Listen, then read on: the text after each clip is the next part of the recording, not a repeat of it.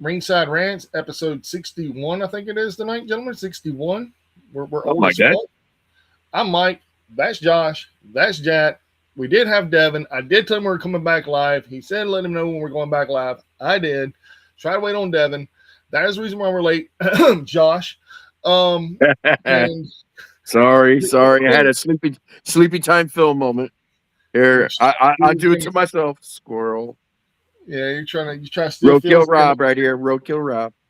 Yeah, and in all seriousness though, man, if you haven't listened to the Spicy Phil's newest Ringside Rant or whatever you want to call it, Spicy Phil's rant, we're sorry. Yeah. All I can say is that. Yeah. He's a Derby fan. We'll just call it that. Yeah, all right. Man. But moving on, tonight, it's time for teasers. Not only do we have great shit to show off at the end of the night, but the TNA AEW war is heating up. We will discuss that. Both the guys watched the programming Thursday night. The collect. What? Okay. My bad. The collective is underway with all the great action from Vegas. Yours truly has been watching, and so far it's been pretty much worth the $7.99. Plus, we have a few more news stories, including this week's Jabroni of the week. But you want to go there first? Oh no, we're not going there first. We'll save that. All we're right. not doing Jabroni of the week yet. But I will put it like this: we have video footage tonight for Jabroni of the week as it happened, and it is somebody you internet people are going to recognize. Yeah, I didn't do it. Nope, no, you didn't do it. It ain't us. It ain't us. I didn't do it. My pants were on. It ain't us. We're in Vegas. We're in Vegas. Oh, also we have the reveal of the WWE's WrestleMania stage setup. You be the judge. Is it good? Does it suck? It sucks. I don't want to show that. I really don't want to show that. You got to show that later for the people to make up their mind. You don't get to tell the people how they believe. I won't. But I think it sucks. It's lackluster, man. It looked like it did last year. I wasn't going to get into that yet, but now that Mike's starting with it, I was not impressed. Looks like they're on a budget. The company's making more. TKO making more money than anybody, and it's nowhere in the top 20. I would say. Dude, it reminds me of last year. I mean, it really does. Oh, I know what it reminds me of. Clash at the Castle. That's what it reminded me of. Probably recycled half of that. They did recycle half of that. They really did. Yeah, no pirate ship this year. No roller coaster. No giant, no Mardi Gras signs. Nope. You get scaffolding and some screens. But Mike does have the Cody Rhodes reveal of it. Is it the sketchy scaffolding?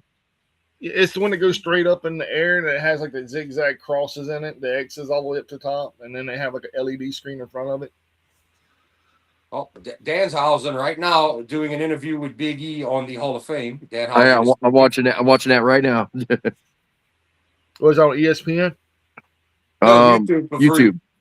Oh, YouTube. Yeah, and Danhausen has a woman with him. That's his woman? Yeah, that's his woman.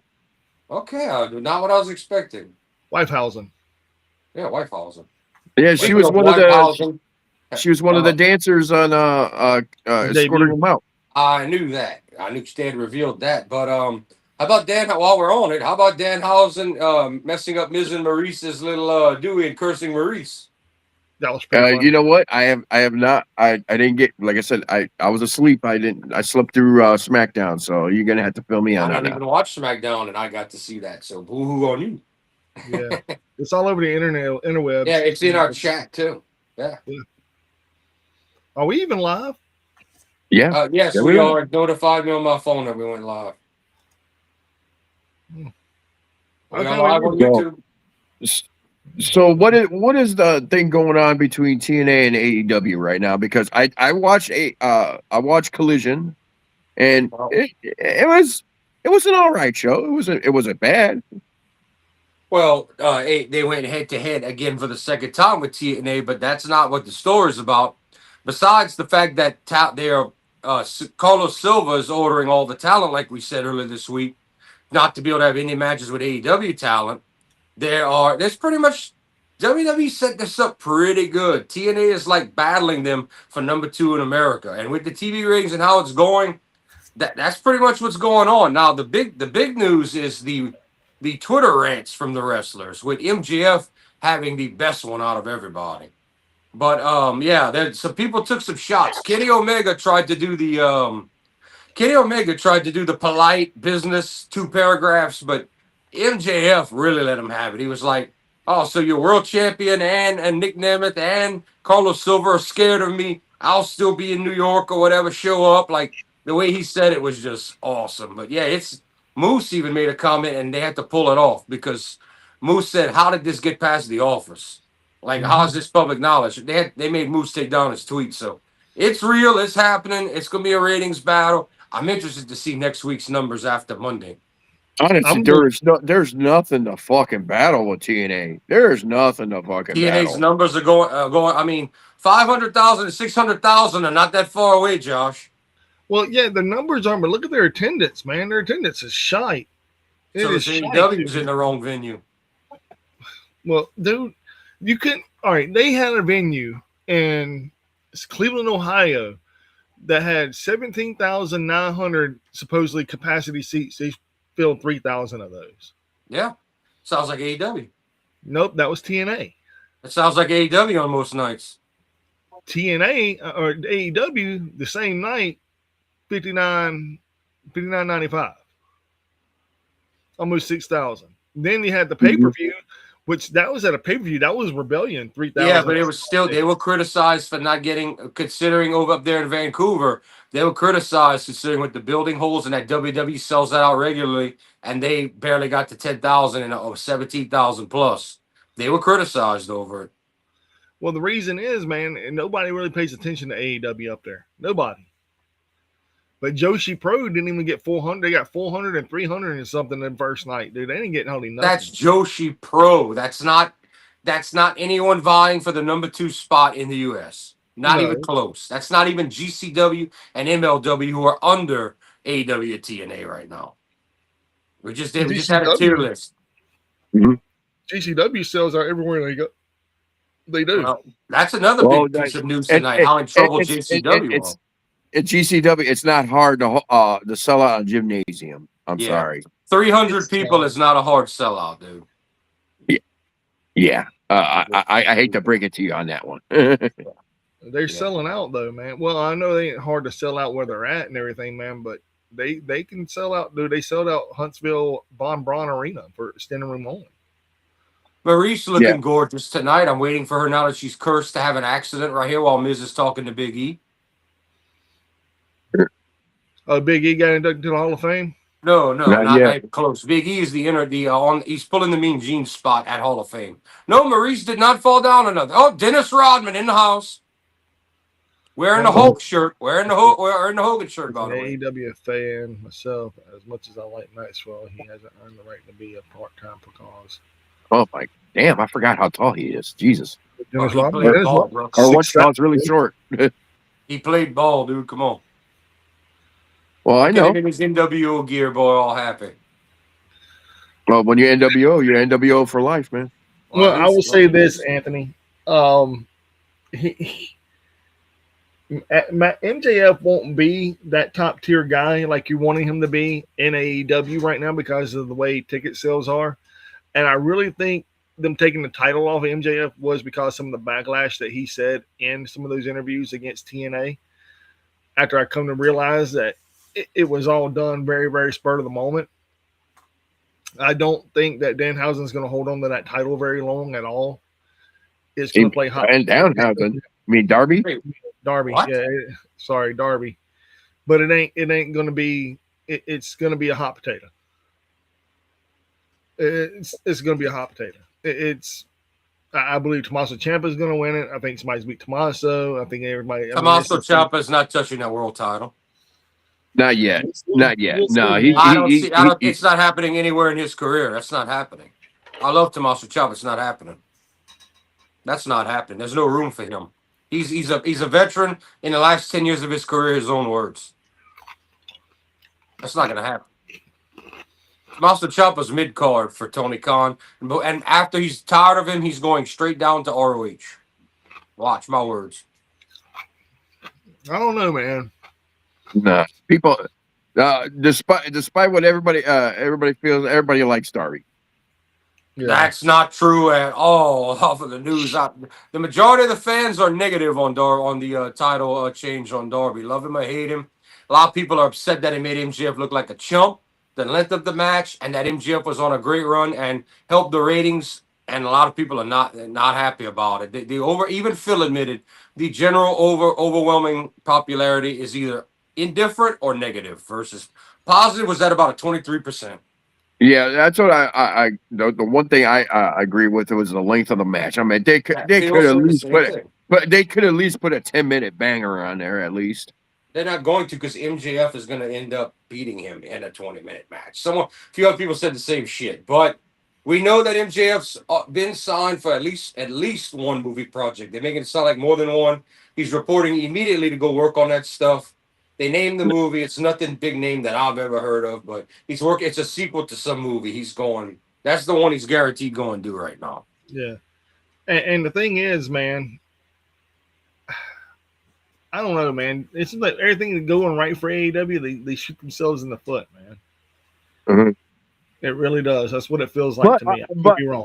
But at the same time, I'm gonna contradict everything. I think AEW is fucking hot right now. A lot hotter than Impact or fucking TNA. I'll tell you that much. Are they hotter than they have been numbers wise? Yes. Can they retain it over the next 4 weeks with Darby as champion? I don't see it.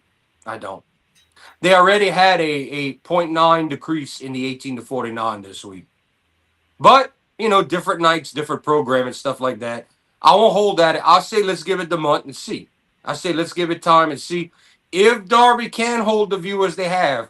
If they can hold at least 700, I know that they hit a peak of 800 something, but if it doesn't fall to 600,000 and below, if they at least in the sevens, but they were back closer to 600,000, and what's its face, the Collision, 300s and 400s, not great. Well, I watched Collision last night. It was good. No, I watched Collision. I watched Collision as well, and it wasn't a spectacular show. It was a good show.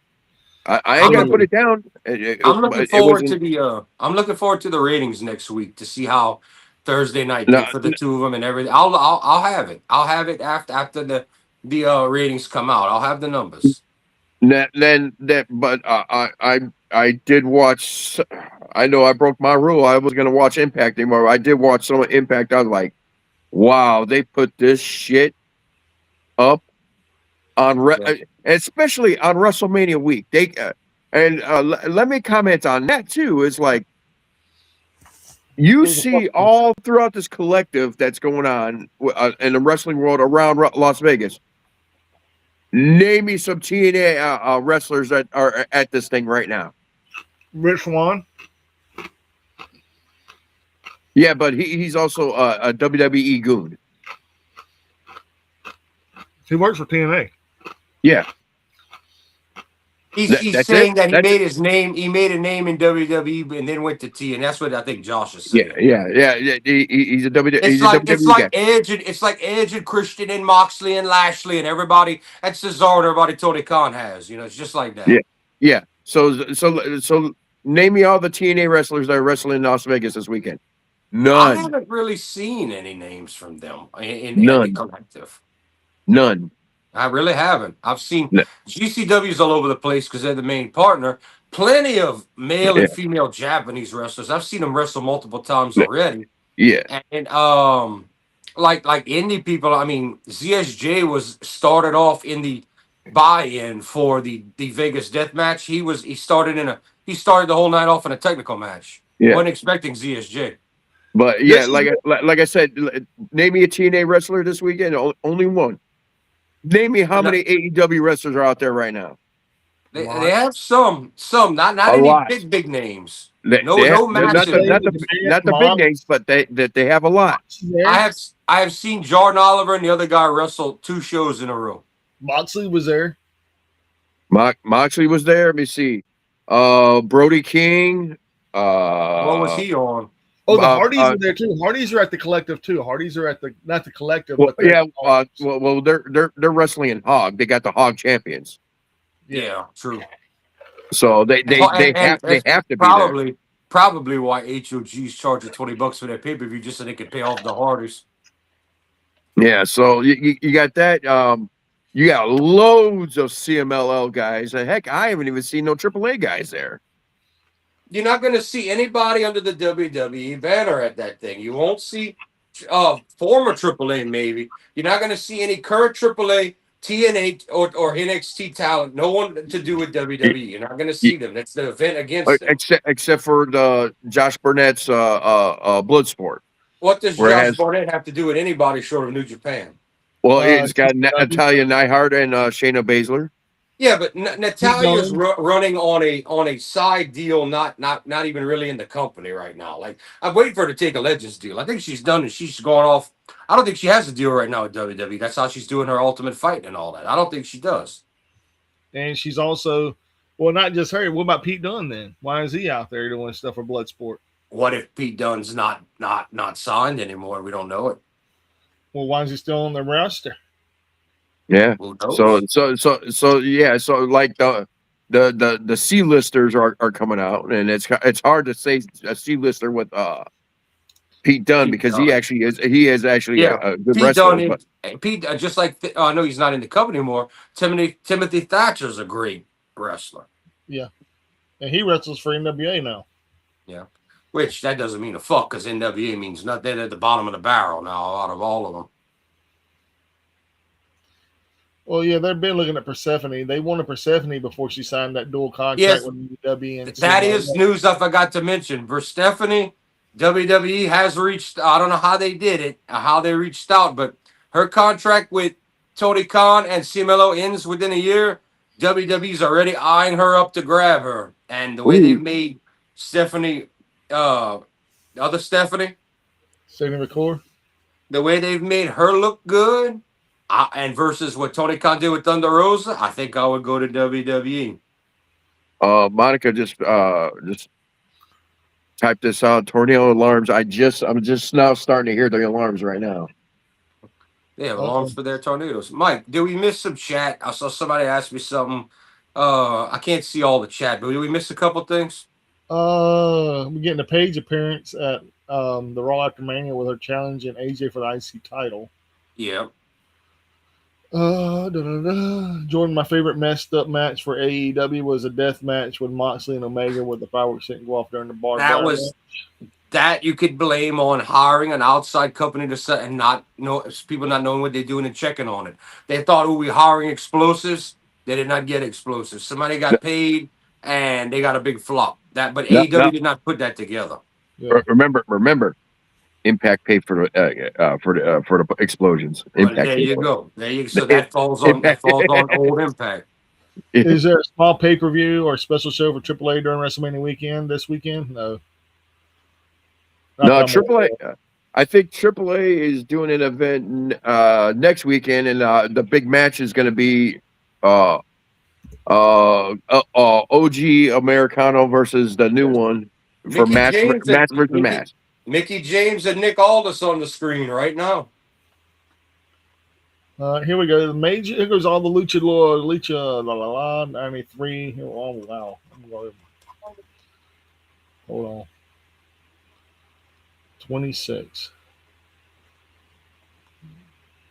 They don't have shit listed. That's on Wikipedia. They don't have shit listed. Yeah. Shit. We have Punk, but no AJ. I'm surprised. Everybody else has their woman, but no AJ.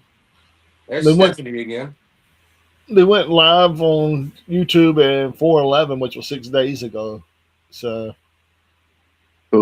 Grandma Cena in the house, y'all. Grandma Cena. Yeah. Well, no. Yeah, he did it. Yeah.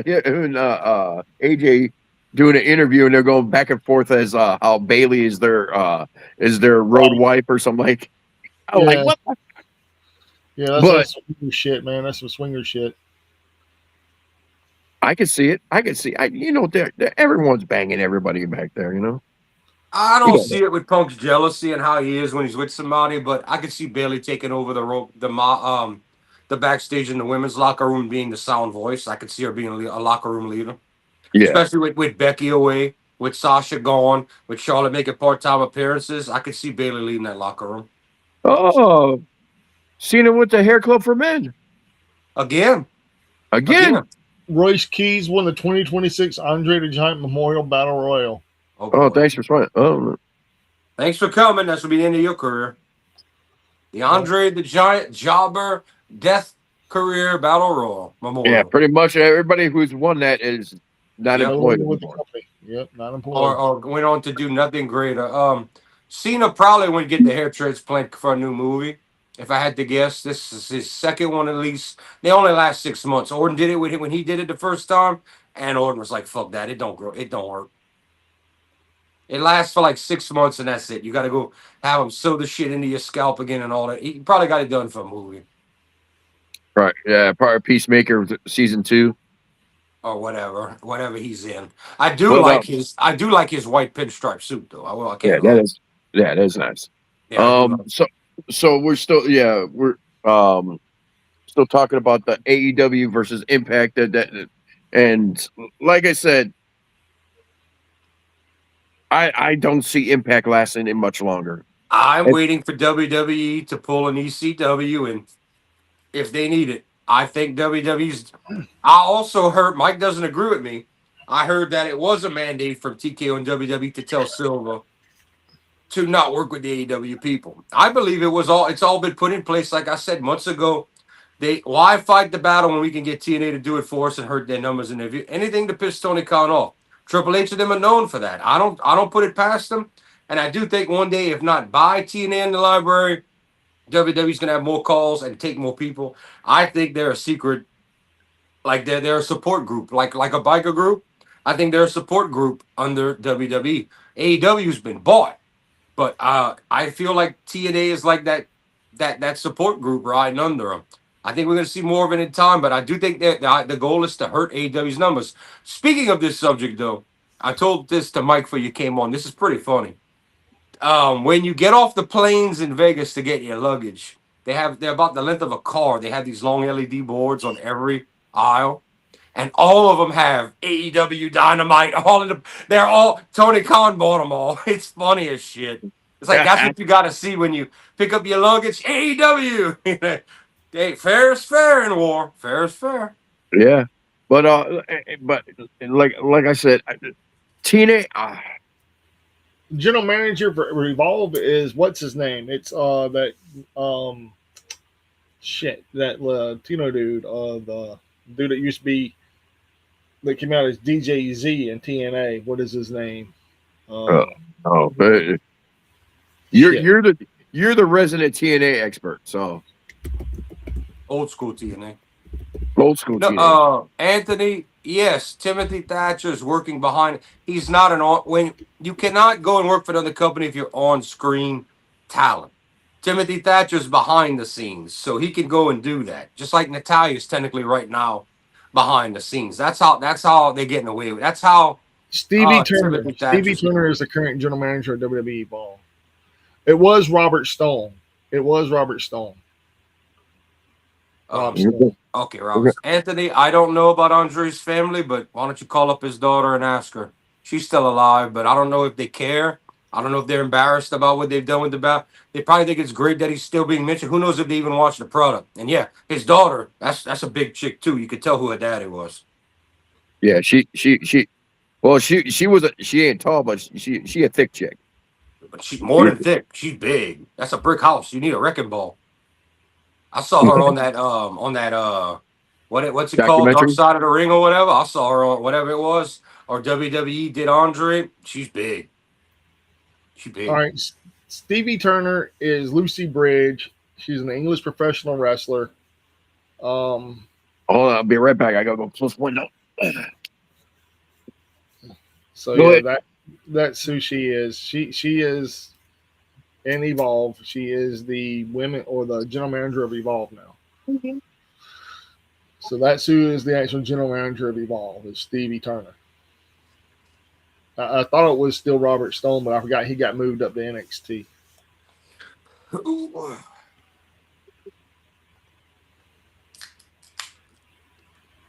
Let's see. What's up, Tyler, brother? How are you? Yaqueen Wild. Anthony, my opinion on the TNA thing is they're technically still owned by Anthem Sports, right, Mike? My opinion, you saying that it's going to be a between NXT? I don't think that's going to be a between. I think TNA is going to become like AAA has become NXT Mexico in a way, and they put who they want. I think TNA is going to become the Canadian branch of the WWE. I think that's what Triple H and TKO want, No, and they're going to end up battling Maple Leaf Pro. I don't see TNA lasting anymore. You said that a month ago that it wouldn't last a month, Josh. They're still here and they've got bigger numbers than ever. I don't know how. Who's watching this shit? The casuals that only watch WWE and found out about it that can catch the channel on Thursday nights, or the people that don't want to watch AEW. No one else. These people don't watch the indies. But it's garbage. It doesn't matter how garbage it is. They think the indies are garbage. They think GCW is garbage and won't watch that. Yeah. Nothing you can do with a casual. All right. So, Timothy Thatcher, he was dubbed the new general manager on March 11th, 2026.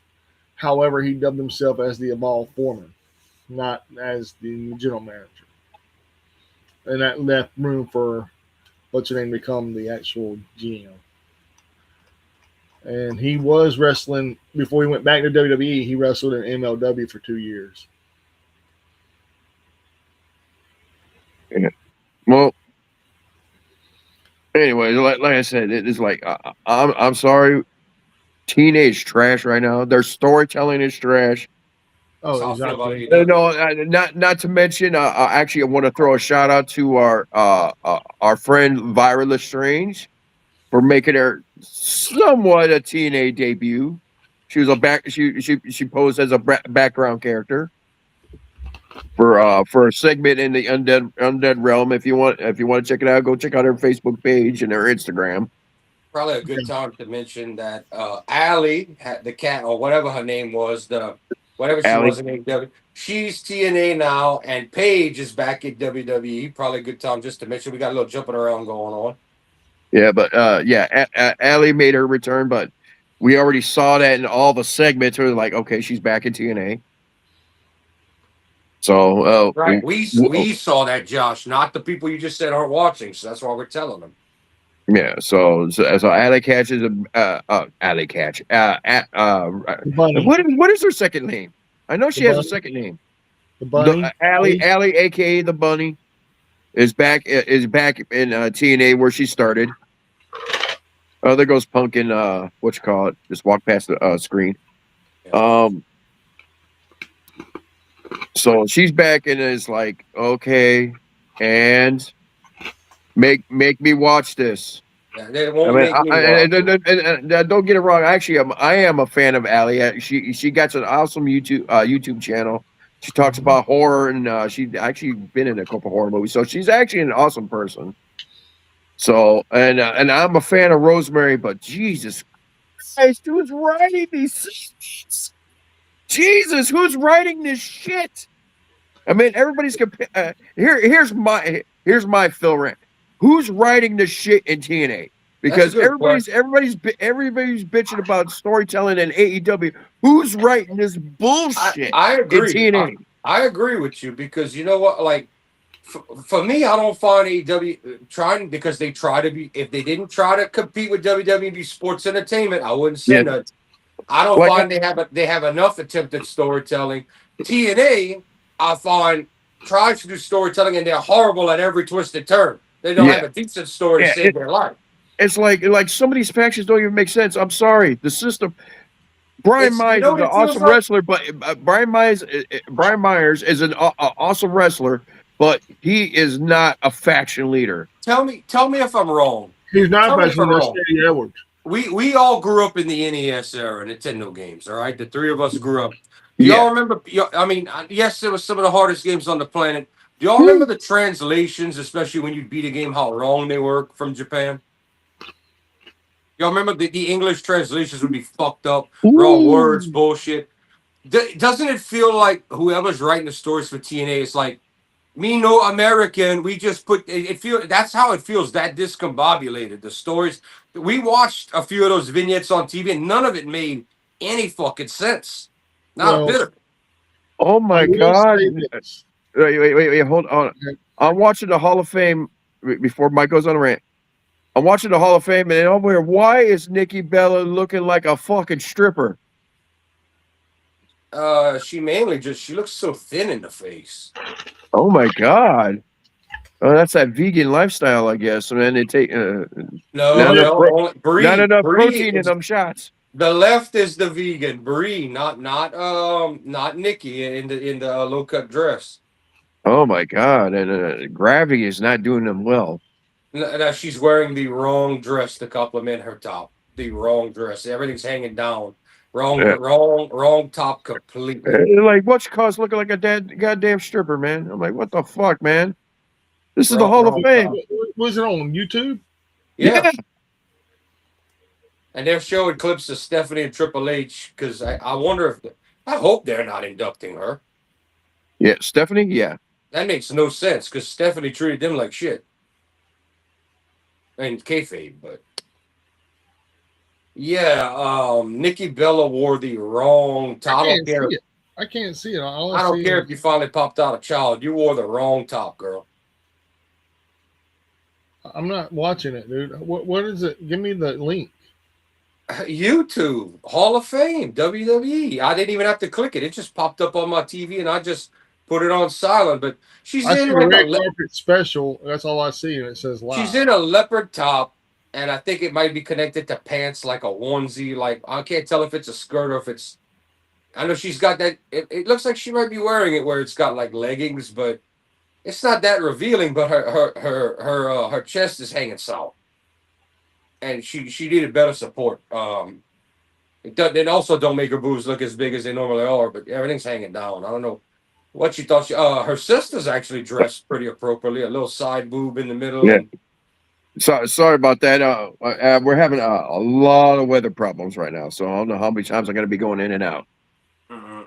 Okay, so which one's Nikki? The one talking? The one in the red? The red was Brie.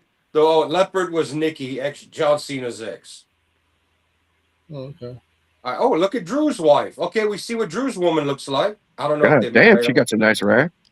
Yeah, she's not bad looking at all. Drew's doing all right. But okay. Now, Mike, what were you going to go on about TNA? Let me repeat my eyes real quick. Okay. Don't run, Josh. But yeah, it's like, yeah, but that's my situation is like TNA. They're writing their own self-destruct. I don't care how good the numbers is. Shit is shit. I feel the same way in a lot of things in life, dude. But the numbers, that's why WWE's king. The money and the numbers. Here we go. You ready for a round on TNA? All right. This is the round on TNA. Yes, they're this, that, and the other, whatever. But it's Tommy Dreamer. It's Delirious. They're the ones putting out this shit. They're the ones who's giving us this rundown, watered down garbage that they think is good for television, and it's really not because they don't have anybody that can do anything on TV except for Moose, Nick Nemeth, Leon Slater. Oh, and Mike Santana if you want to throw him in the mix. Mike. So with all these people you got, those four main guys right there, one of them's your X Division champion, you got one TNA heavyweight champion, the other two are just there for filler. You really don't have any women that even go around to say they're the women's champion because there is nobody in that women's division other than Tessa Blanchard that can even hold a candle to anybody in that roster. So therefore, you have all this bullshit drama storyline that don't mean shit about shit in the undead realm. However, Viola Strange, congratulations to you about being there. Sorry you're there for a cup of coffee and you had to bounce. But anyway, I'm glad you were there. Fuck TNA. Fuck what they stand for. Fuck Carlos Silva for pulling his talent whenever they could go out there and make a lot of money at Vegas, make a ton of money, put on some of the best matches in their careers, and even showcase their talent and be noticed by the WWE, AEW, New Japan, whoever else is out there watching. I mean, they could have been picked up even after their contracts are ended or if they just quit wanting to go to their pay-per appearance. However, me saying this, you have all this other shit that's going on behind the scenes with TNA. You don't even know if they're going to have a TV deal at the end of this year. You don't know if they're going to be bought out by the end of this year. You don't even know what Carlos Silva is going to be doing at the end of the year. You don't even know where Daria Ray will end up in 4 months. I mean, all these things are happening, and nobody's really wanting to pay attention to it. They're just wanting to watch the product because they're casual fans. They don't understand what's really going on behind the scenes. They don't give a fuck what's going on behind the scenes. All they care for is, oh, look at something new and pretty on my television screen. They really don't know anything to do. Oh my God, I think I fell in love with it. No, you didn't. You fell in love with something that someone fucking force fed you from another fucking company and says, here, eat, motherfucker, eat. And then on top of that, you have AEW, who's been there for fucking 7 years, saying, hey, we've been here, we've been doing this, we've been doing it for 7 fucking years. And on top of that, we had bigger names than TNA will ever fucking have. And we're still grabbing bigger names than TNA will ever fucking get. Hell, they had to go back and resort to get EC fucking 3 of all fucking people for whatever fucking reason they ever did that for. I don't even have a fucking clue. And then you have on the other flip side of everything, AEW is going after Edge. They went after Christian Cage. They went after fucking Moxley, Claudio Castagnoli, Trashley. I mean, Bobby Lashley, Shelton Benjamin, MVP and Lashley were both. And the list keeps going of WWE talent, AEW, as well as New Japan talent. And AEW didn't even create MJF. They gave him a bigger platform. But short of Darby, Jungle Jack Jim, and MJF, they haven't created any stars in it. Swerve is taken from WWE. I will say this about Swerve: he was never a big name or anything in WWE, and he's been made something in AEW. Yeah, he was on the rise, but he wasn't. He wasn't main event yet, but he was on the rise over there. No. He and that faction that Dollar Tree had. That wasn't. And NXT was actually pretty good. Then they tried to jump into the main roster. They didn't even last. I don't even think they lasted a month. The plan behind that was Triple H wanted that group to boost Swerve. Vince wanted it to boost Top Dollar as another giant. Well, we saw where Bottom Dollar went, TNA. And Swerve is doing good, making more money than he ever made before. So good on him. Well, no, what I think what happened was I think this was happening right when the Me Too movement happened, and one of their members got called out and something because it was a faction. And all I know is that one got blasted out before they hit the main roster. One was taken off the minute got them hit the main roster.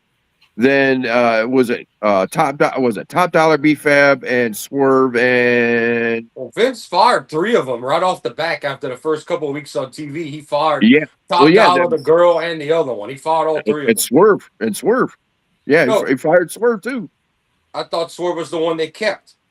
No, they brought back. They brought him back right away after because Swerve. No, they brought back Top Dollar. They brought back Dollar Tree.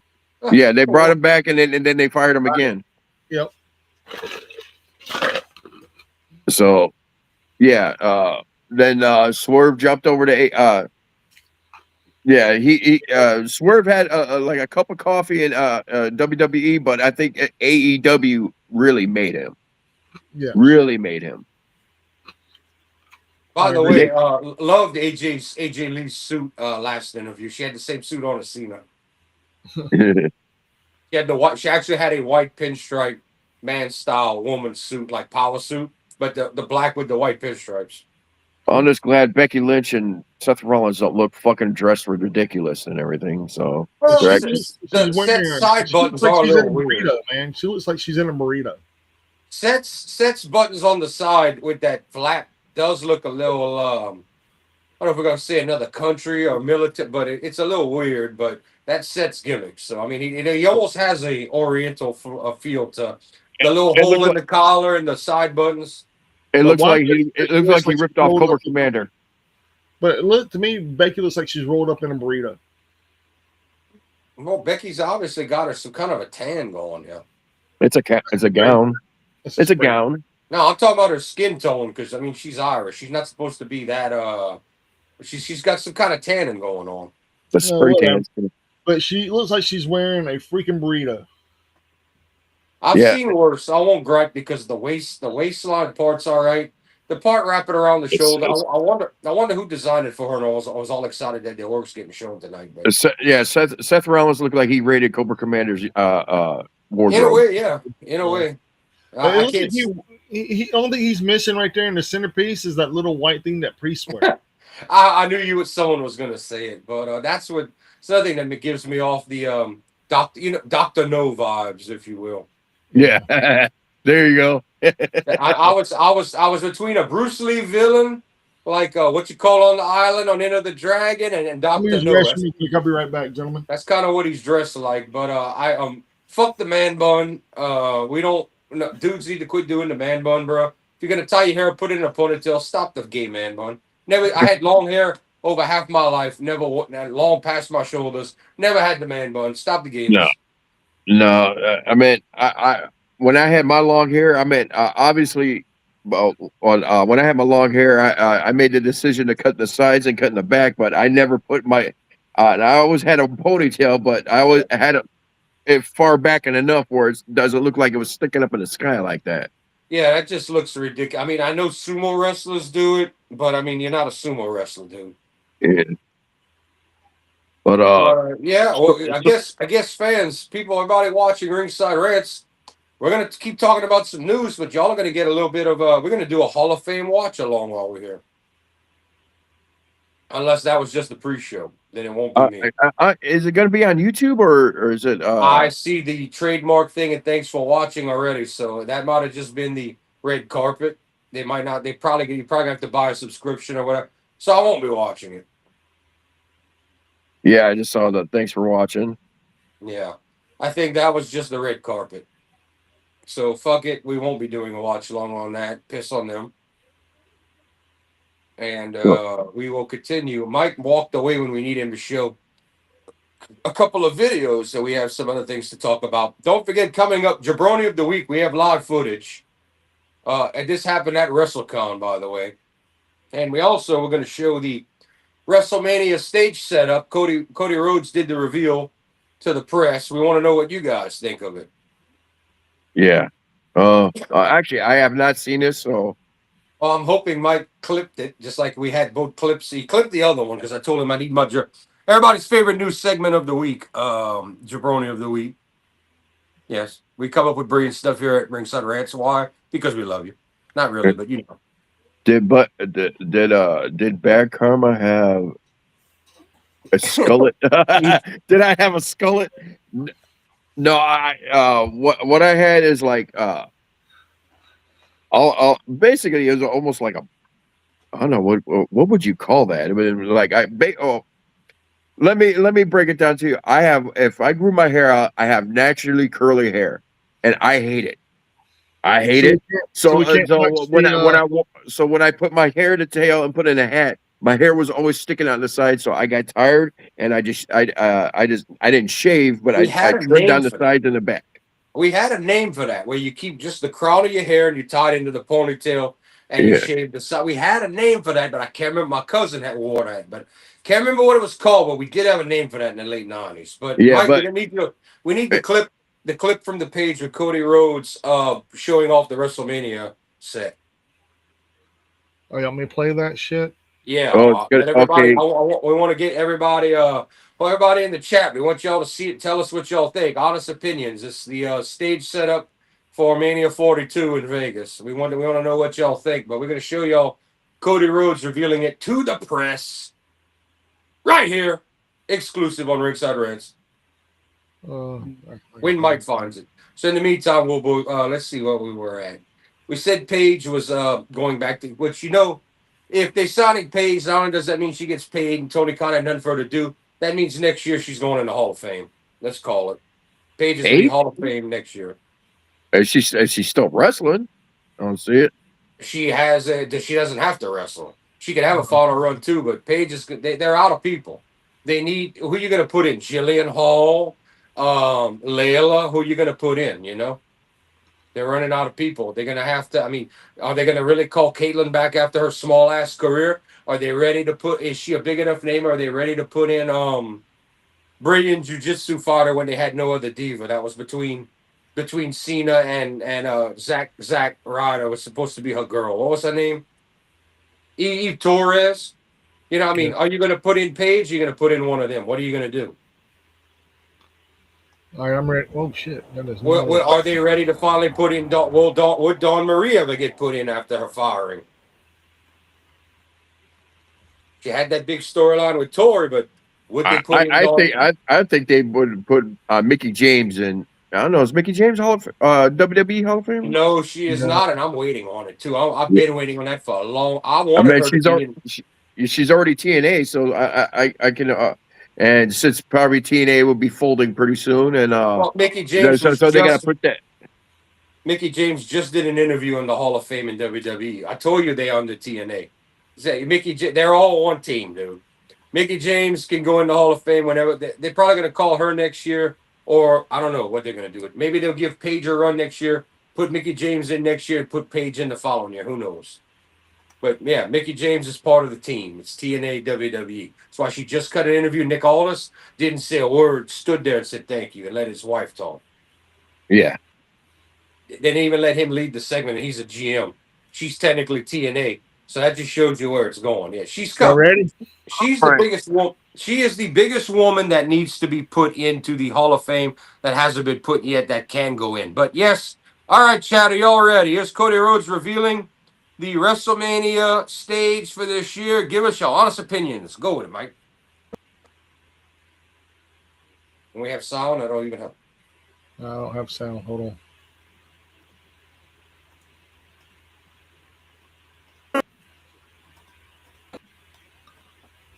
It ain't bringing me up no sound. What the fuck? All right, Anyway. it's sound is being I top can on when barely y'all see look it. at the screen. And, oh, you might not. You don't want to play sound. They stole Aerosmith back in the saddle. Yeah. Don't play the sound. Well, there it is. That's the So thing. Yes, that's it. ladies and gentlemen, y'all can see that is the Mania stage setup. We would like to hear your honest opinions before we talk about it. Yes, chat. What do y'all think of that for a WrestleMania stage where we've had roller coasters and skyscrapers and pirate ships? What do y'all think? I Anyway, think they ran out of fucking ideas. That's what they run out of. okay. All right, there you go. I was gonna say Josh started off. They ran out of fucking ideas. It looks so bland right now. That's I not an mean, understatement. don't get me wrong. It's big. It's impressive, but at the same time, it's But damn. Josh, is it really impressive? Is it really It impressive? honestly, it looked like they used the same setup from last year. I wouldn't doubt if they did that, but besides that, TKO is raking in more. WWE is more profitable than it's ever been. Like I said, we've seen roller coasters, we've seen Mardi Gras and we've seen skyscrapers, we've seen pirate ships. That's really the best they could do while they're getting that 3.5, 3.8% tax cut holding in Vegas. That's the best they could do. To me, that screams saving money. And we show you all the same boring shit on Raw and SmackDown every week with no design. So be happy we actually put 2 cents in. That's what that tells me, Mike. Yeah. All right. Mike, So I'm Mike, going yeah. to. Well, what I'm going to go with this is that setup looks a lot like shit. What I mean by shit, let me go and say this. I've seen a lot of their shows, a lot of their pay per views, even during the COVID era. I would say this is better than the COVID mania. I would say that. Well, remember they had the pirate ship ready to go and couldn't fit it in the NXT. They used it the following year. So WWE did have a good stage setup. They just couldn't use it. But what I'm saying though, COVID mania was the bottom barrel. This is one step above it. I don't know if I can agree with you, bro, because you've got to work with what you work in the COVID era. They had to work in that small building.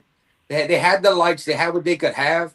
I think they did a Dude, they had better the job. screens, man. They had screens all up around the sides. I Man. think the COVID era did a better job to make it look good than this trash we just saw. Even though this costs more and might be bigger, I think they did better in the COVID era than this crap. I really do. Mhm. I think this could be. This is nowhere in the top. We've had 42 WrestleManias. Mm-hmm. I wouldn't put this in the top 30, and this could be in the bottom 5 to me. And I know the early Manias didn't have much of a logo. I mean, that's only what the only way they're beating anything to me is Mania 1, 2, 3, just a bit. And Which one was 3? Is that the one that came out in the carts? yes, that was the logo with Andre Oh, that shit Detroit. was awesome, man. You can't beat that, man. When you're being carted to the ring on a freaking in a Yeah, a ring. that was a cool part of the presentation. Way better than a golf cart. That was cool as shit. But that's not the stage setup. But it still was cool. Yeah, yeah. It Well, gets way because more props than this shit. they had such a long entrance way and everything. Well, but remember when Big Show and Undertaker had they put him on a golf cart for the Rumble? Dude, Oh, really? A golf you couldn't have done something like that and made it just as quick? The golf cart was traveling like 2 miles an hour as it was. that's some big dudes on it, though, man. That's some real big dudes. But no, to my personal opinion, what was the one that came out in horses? Was that WrestleMania 9? That was 8 outside. The one that was the one where no Caesar's Palace. 9. That's what I thought. That's the one with Hogan with the black eye and he screws Bret over and takes the title from Yokozuna when Bret couldn't. That was technically considered one of the early fuck ups. Yeah. Well, Dude, that was actually Hogan flexing his dick. He's like, yeah, I want the title. This is And what I he don't understand, man. Like, And and he had that black eye from fucking Savage too. this is what I don't understand about WWE. They fuck up royally bad. Royally bad. I mean, that's a big fuck up. The Montreal Screwjob's another fuck up. The Benoit thing was a huge fuck up. So there's 3 of them right there, and they bounce back every single time, bigger and better. Every single fucking. Yeah. But when we gotta be fair. We gotta be fair. One, Vince had a superior legal team and lawyer in what's his name, one of the most legendary lawyers of his era and legal team. Two, if we're counting after 2001, the closing of WCW and ECW, they had a nice almost 20-year run to get ahead of which it would be AEW to show up. TNA never had a prayer. Ring of Honor never had a prayer. They had 20 years to build stock. They have a war chest from that time. After that, they knew no one was going to catch them. But you have to add all that in. It wasn't just we're great. We got to remember at one point in time, Vince was ready to shut down. Undertaker was getting ready to go to WCW. They were almost dead. WCW was killing them at one point. In around 97, they were beating them. But Vince was 83 weeks in a row. 83 weeks in a row. Yeah, I know. Vince said he was coming out of pocket. He's like, we're dying. He had to take the water coolers. He had to take the damn Kentwood 5-gallon water coolers out the office because they were that broke. Mm-hmm. That's broke. But the thing is, though, man, that's what I'm saying. They bounce back bigger and better than ever, every single time. But how? I don't understand. I just gave you the reasons. One, let's look at the legal shit Vince has been through. The steroid scandal should have put him down temporarily. The shit later, the Owen fall, the Sable lawsuit. The list goes on. He had Jeremy McDivitt, one of the greatest, along with Johnny Cochran, one of the greatest lawyers of their era, and a superb legal team. That he had it. He had it. I mean, that's how he was able to steamroll that's a huge ace in the hole, bro. That's a huge ace in the hole. Then when WCW went down and they bought the rights and no one else could get in there, you knew it was coming. The minute him and Stone Cold, we just talked about this earlier this week. The end of the invasion angle, him and Stone Cold were one. The numbers dropped and have never touched those in history again in the WWE. Never again. They said, all right, we're going to go more kid-friendly after Ruthless Aggression era and the toys. You still have people begging their parents to go and they spend all this money to bring their kids and sit there bored to see from John Cena's era to today, to Roman Reigns, to all of that. That shit still happens. When you're that far ahead, you turn into Walmart. And it comes down to, and your quality can dip, your bathroom can be dirty. But you know what? Yeah, you could waste that much money on theft and people leaving and not updating you. And when you become a giant, you get lazy, but hey, the money keeps coming in. And if it wouldn't have been for TKO and all this, and Vince watching how Vince is staying on top of the business, kept it afloat. Now TKO making everybody spend zillions of dollars until they're ready to sell it. It's going to take somebody with absolute stupid business sense. The public traded part helped keep the company alive massively. When you could buy pub stocks, that helped big time. Listen to JBL talk about that. That Yeah, helped big time. yeah, man. But what I don't understand is, well, I'm not talking about that. I'm talking about like the people nowadays are quick to flop on one company because of some dumb shit. Yeah. All right, they're ready to say fuck that company over some dumb shit. But if you look at the history of dumb shit, WWE deserves to be that. You know what I'm saying? They deserve. History always rewrites itself in the name of the winner. So many times that's been pointed out when they document old WCW and ECW and the other companies how, and people are like, that's not exactly how it was. WWF did screw this up. They did do this dumb idea, but they whitewash shit, bro. When you control the history, you make the rules, and they do that, bro. They do But that shit. They have done it for years, and they still do it. it don't make any sense though, man. Well, how many times are you going to hear WWE bring it up or acknowledge Triple H pretending he's Kane having sex with a dead body? You're not. That's what Beaver cleavage, Road Warrior Hawk off the top of the Titantron drunk, falling off thing. You know that all dumb. May Young in the hand is more of a joke today, but all bombs, all bomb. The stupid general manager, computer, and Hornswoggle coming out. Them having to make Hornswoggle Vince's son with the Kennedy boy. The mistake of doing the Benoit tribute before they found out what happened because they wanted to hurry and cash in. There's been a million fuck ups, but they're gonna wipe. Michael P.S. Hayes is famous to suck that dick and whitewash and help them out when he was on the other team. Half the people that play for WWE come from the other team, short of Bruce Pritchard. Yeah, They all come from the other teams. They all do. I love you. I mean, look, Briscoe. But Pat Patterson has kind of been with Vince, but Jerry Briscoe was on the other team. Jerry Lawler was on the other team. Freaking Michael P.S. Hayes, who would have swore allegiance to the other side. Oh, yeah, boss. Hold Yeah, on. boss. Yeah, boss. Hold on. Lawler's been there since the early '90s, bro. Lawler had his own. Only when they killed when Memphis had to go down. Lawler's been champ over 23 times. Ran that Memphis territory. Was one of the first ones to do a big entertainment angle with your boy for television and bring him in. Andy Kaufman. Yeah. Lawler would have never gave in until I have nowhere to go. That's what happened there. Yeah. I mean, Lawler was killing Randy Poffo's company with Savage. I mean, he was he was probably one of the last remaining territories of that era. Yeah. The Yeah, last one. I agree. Then all of a sudden he popped up on WWE going to war with Bret Hart and all them. The last With ones his to exist from USWA title. last ones to exist from the territory days, because Vern went down. Jim Crockett sold in '88, and Mid South kept going into the '90s. Nowhere near what it was. Bill Watts had become by '90. Bill Watts was in WCW running them, but Mid South was still a thing.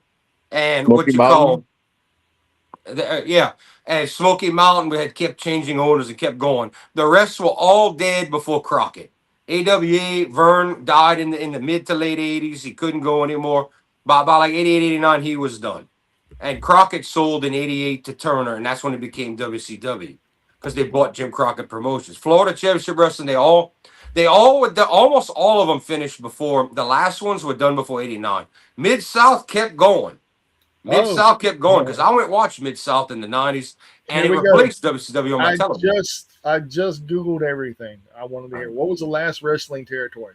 The last wrestling territory is the USWA. All right, which who went and who watched that? The USWA. Actually, that was nationally broadcasted. I never saw a single show of theirs ever. USWA. That was Jerry Lawler shit. Never saw a show. Maybe he kept going, but I never saw all it was called. They were Memphis Wrestling. That's all I knew. Mm-hmm.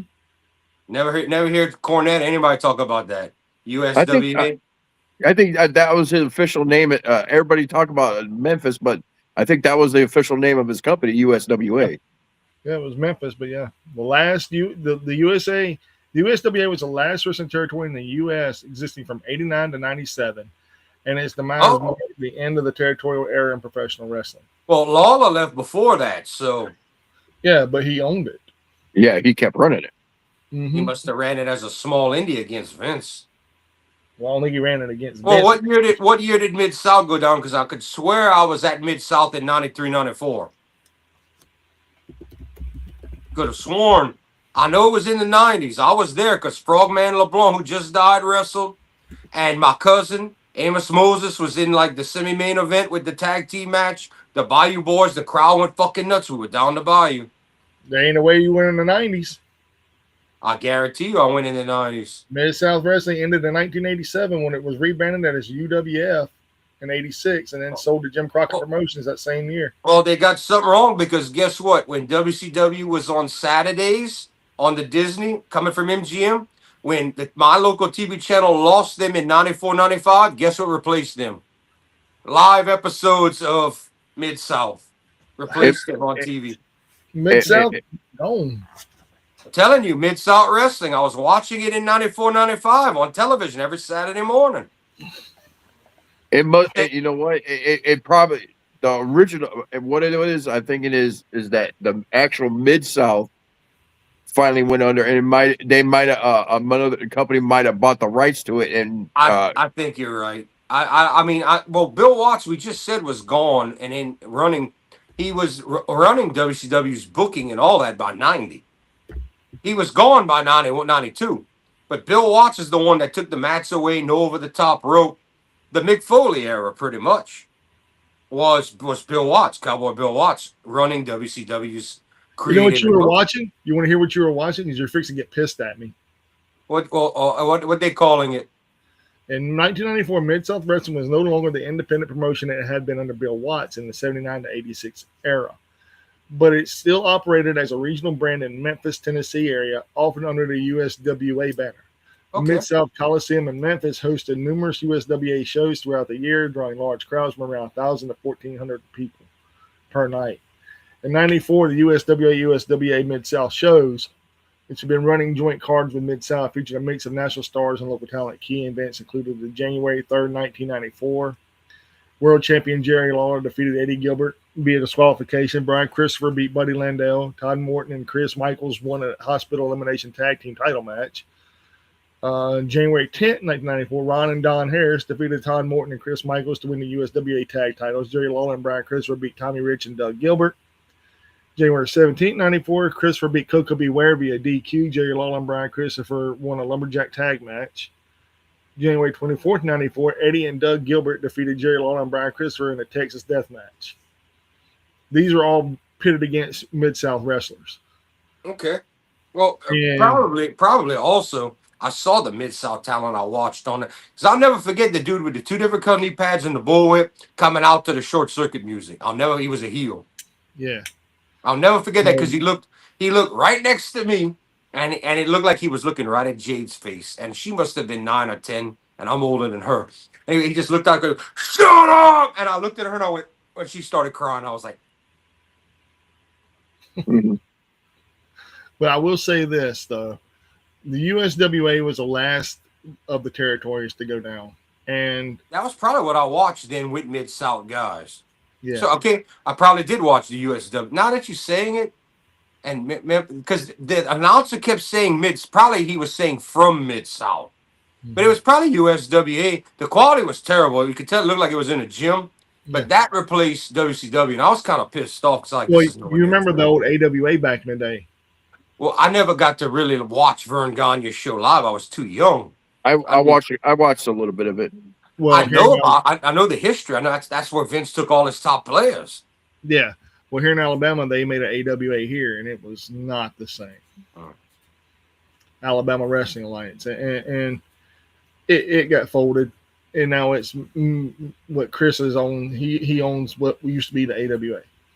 They tried to take the initials that were once big and brand it into that way. They weren't the same company, but if you didn't know anybody, you'd think, "Ooh, AWA." I get it. But yeah, I remember a lot of those times. I mean, that's the show my aunt was ready to jump the rail when they were killing my cousin's partner, the two dudes in the Hawaiian shirts, and she tried to jump the rope to beat the ass because we were all in their hometown out there. Yeah, I that's remember like that. That was that's vicious. like the TGCW. They literally had to put the T in front of it. They call themselves the Gulf Coast Wrestling because it was just Gulf Coast Wrestling, like GCW. GCW, that's already taken. It's shitty, man. Well, you know how many different companies there are out there that are the same letters and they mean different things. Yeah. Yeah, There, yeah. there are a lot of them out there. There's one out there called Dynamite Championship Wrestling. There's one out there You have called. you, it's no different than band names through the decades. When we were in the 70s, 60s, and 70s, you could come up with one word and it would work for a band. We got to the 80s. No, how many bands y'all just off your head? Think of it, two words pretty much. It took two normal human words to make a band's name. Def Leppard, Motley Motley Crue, Crue, Guns N' White. Roses. Well, that's All three. right. Well, No, Listen, that worked. listen, how You about got this? the message though. You Hold got on, the hold on. message. How about the queers? It's still who? the. It's still a the in the queers. Yeah, But the you queers. get to the 90s, now people are like, all right, we got to come up with some weird words or start change spelling. The point is when you inflate the markets, that's why today it's harder to get a good band name than ever because everybody's got the ideas. You almost have to change the spelling of what you have. You know, so many people are called the same thing. If you make money, they're going to sue you. The same thing's going to happen in wrestling when you have a million companies and you're trying to use three. You can only shuffle three letters with wrestling so many ways around. So Mhm. what's the way to get around that? You either go four letters or you come up with some kind of other, either a design or something that Chikara, one word but didn't need letters, a symbol, but this Yeah. is what happens. Eventually everybody's going to run through history. You can only have so many WCW, ECW, JCW, GCW. How many times there's 26 letters of the alphabet to go in front of C and W. It's going to run out eventually. HWA, the HWA. Yeah. So Yep. eventually, That's why I like Hog. and Wrestling Association and Federation. There's only so many combos you can do with three letters. People just got to get more creative and either add a fourth letter or come up with a word like a chikara or something like. You have to get creative. There's no way around it. Or Well, like how House of Glory is. It's like it's House of Glory Wrestling. Which was Me kind So, of too. the name I got but I about nickname it Hog. I call it the Hog. Uh, So welcome to House of Glory Wrestling. I'm like, nah, you're called the Hog. the name is not my favorite, but it's brilliant in a way that no one else has the initials Hog, HOG. well, I Yeah. mean, it's better than me calling pig. I mean, my God. And y'all do know that the name was founded because Master P was like, I want a Christian organization. Y'all do know that, right? He wanted a what? He was like, I want this to be like House of God, Christian. Like that is the whole story behind it. Are you Well, sure? Yeah, no, even not JD told the anymore. story. Well, even Yeah. JD told the story about it because he commentates there. But he's like, that's what the whole thing's. He said Master P said it to him himself. That's what it's about. Yeah, well, that didn't happen when wrestling for the Lord does not generate income. No, but you don't have to be holy roller to say, dude, most people that are Christians are like maybe the Mexicanos, they're killers, bro. But they're like, hey, I still want my soul to be saved, but they're killers. House of Glory was established in 2012 by the Amazing Red and Brian Excel, with the first show named High Intensity, which took place on May 5th, 2012. Owner is Master P. The founders are Amazing Red and Brian Excel. And you have a lot of championships there. You got the HOG World Championship, which is Charles Mason. You have the HOG Crown Jewel Championship, which is Zilla Fatu.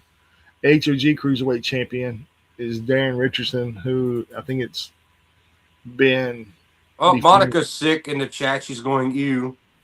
HOG Women's Championship is Shotzi.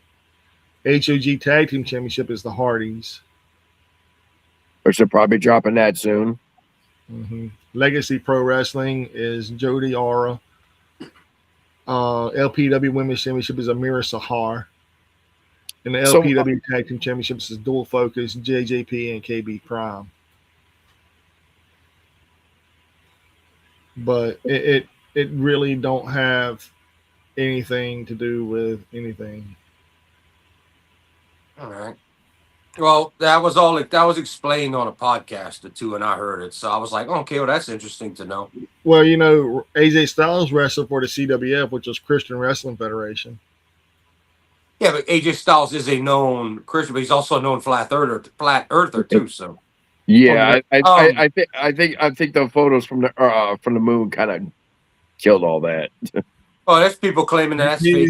You know he did that as a joke, right? I don't know, but Linda McMahon facelift. Jesus, I thought she looked last year. I saw her. She looked better than she did 20 years ago. So she looks all messed up now. Mm. Monica, we're asking you. Josh, you could see it, but No, I can't. Yeah, I can't watch the I can't even. what's the fucking Yeah, fuck it. All right, we're the Hall not of drawing Fame. There you attention to go. that. Yeah, we want everybody to watch our show, damn it.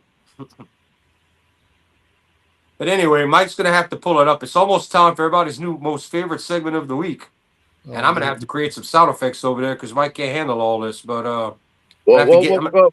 Before I think Jabroni of the week we're going to, but also what's been going on with all the collective? Yes, What, it's of all the times we what's need going on Phil to tonight? talk. What's going on tonight? Was it House of Glory, ain't it? Spring break. Someone And someone commented about someone sleeping with a dead person. That was an if you're talking about the angle we talked about, Monica, that they had a story in about 2002 or something where Kane was with this cheerleader girl in high school and she died and he like Triple H tried to pretend he was him and sleep with her in the coffin. It was a horrible bad angle. They like to pretend it never existed, but WWE did that on television. yeah. So if that's what you were thinking of, but that's what happened. But anyway, all right, Josh asked about the one night we need Phil again. He got to watch. Sadly, Mike and Josh did not pay the $7.99 to watch the collective. I did. It's been pretty good so far. Oh, hold on to that. We're not ready for that. Get that off the screen. Well, I mean, it can be there. Get that off this. She's ruining my segment. Damn it, Mike's spoiling everything. I'm not ruining your segment. Hold on a minute. Let me fix this. Just ruining relax. my damn segment. The most popular segment of the show now. All right, the collective's going so far. We've had a lot of action, a lot of stuff. Poder Mania kicked it off over 2 hours with the women, just the women. Not bad, not bad. It started a little rocky, but nice. That's some nice booty meat to look at in that show.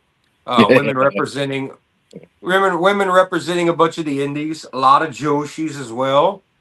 So far, I haven't seen too many lucha women and lucha wrestlers versus Japanese. They've been all over like every show. I got to watch Dragon Gate. That was I recommend if whoever's going to go back, watch Dragon Gate. Good action there. I told y'all, little boy fell off the steps. But so far, they've wrestled at almost every show I've watched. Jordan Oliver and Alec Price. Yeah, they've been on almost every freaking show.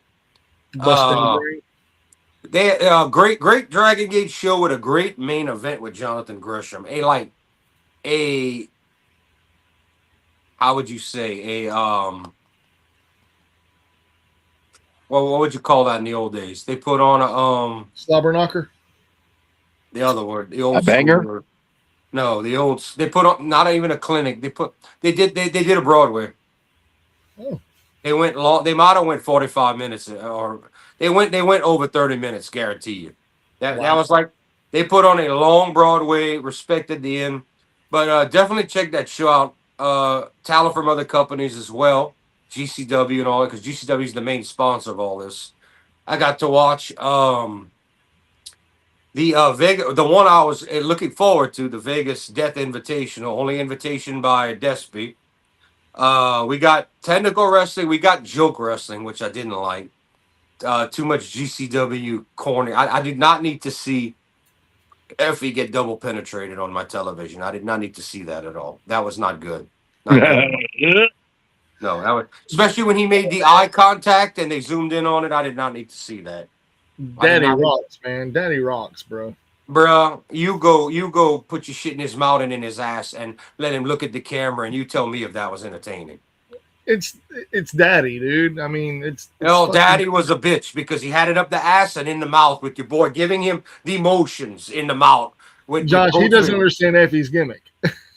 Well, Effie is legitimately gay, so Yeah, well, I mean, he must have enjoyed it because your boy had both hands together, mouth fucking him, and your boy was thumb fucking him up the ass at the same time. So, Well, not what I'm into the at all. funniest thing ever, man, was whenever it was GCW, the versus GCW versus the World, when he jumped whenever him and Jeff Jarrett were wrestling, and Jeff Jarrett sent him. Well, he sent Jeff Jarrett to the ropes, and Jarrett bounced off, and he's on his hands and knees going.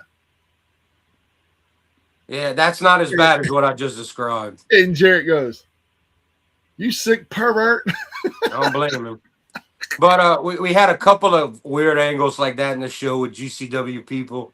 Then the main event was crazy. They did not.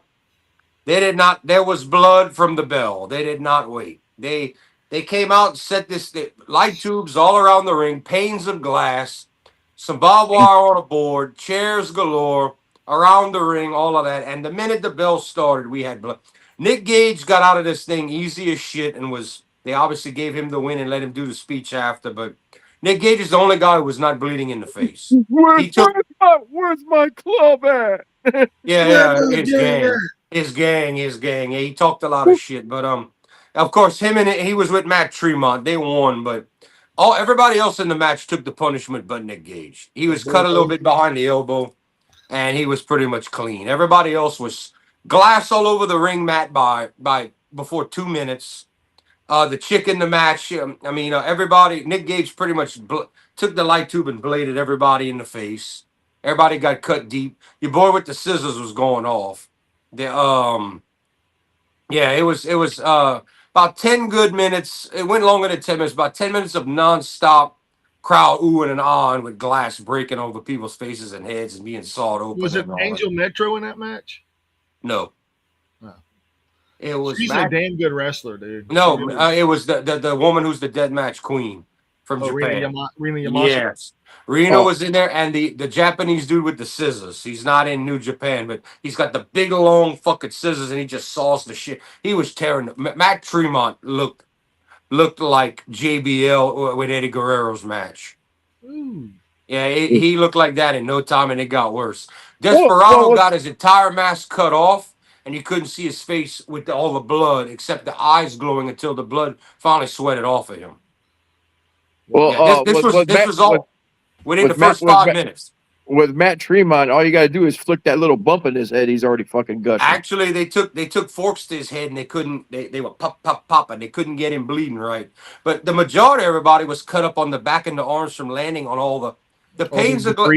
They told you the panes of glass are real, no sugar water. The announcers told you that before they started, and Despy and Jun Kasai were all chopped up in no time. Like 2 minutes, they were all bleeding already. Well, Jun Kasai is the crazy monkey, man. They call him that for that's the big angle at the end of it. Nick Gage said he was the baddest motherfucker, king of the deathmatch, and he's the one that makes deathmatch wrestling, and no one was ever better like EC done, all of that. And he tried to shake Jun Kasai's hand. Despy actually ate the pin, by the way. Despy and his own. I imagine. Well, Jun Kasai got in there to check on Despy. He tried to shake Jun Kasai's hand. Jun Kasai, right in his face, on his noggin, gave him the bird, like he did before the match. Then he tried to tell him some shit. Nick Gage tried to talk shit. He grabs the mic from him. He goes, "Nick Gage, you cocksucker." And he walked out. And so they said they're gonna have a dead match. Well, I will say this on behalf of everything that you just said. They've wrestled before in the CZW. They're not done. They're not done. Dude. In the CZW match, Jun Kasai beat the shit out of Nick Gage. Bad, bro. Bad. But who won in the end? Jun Kasai. All right. Then Nick Gage is going to get his win back here. I doubt it because he went to prison and they came back and he never fought again. But they've wrestled in matches together like they did last night.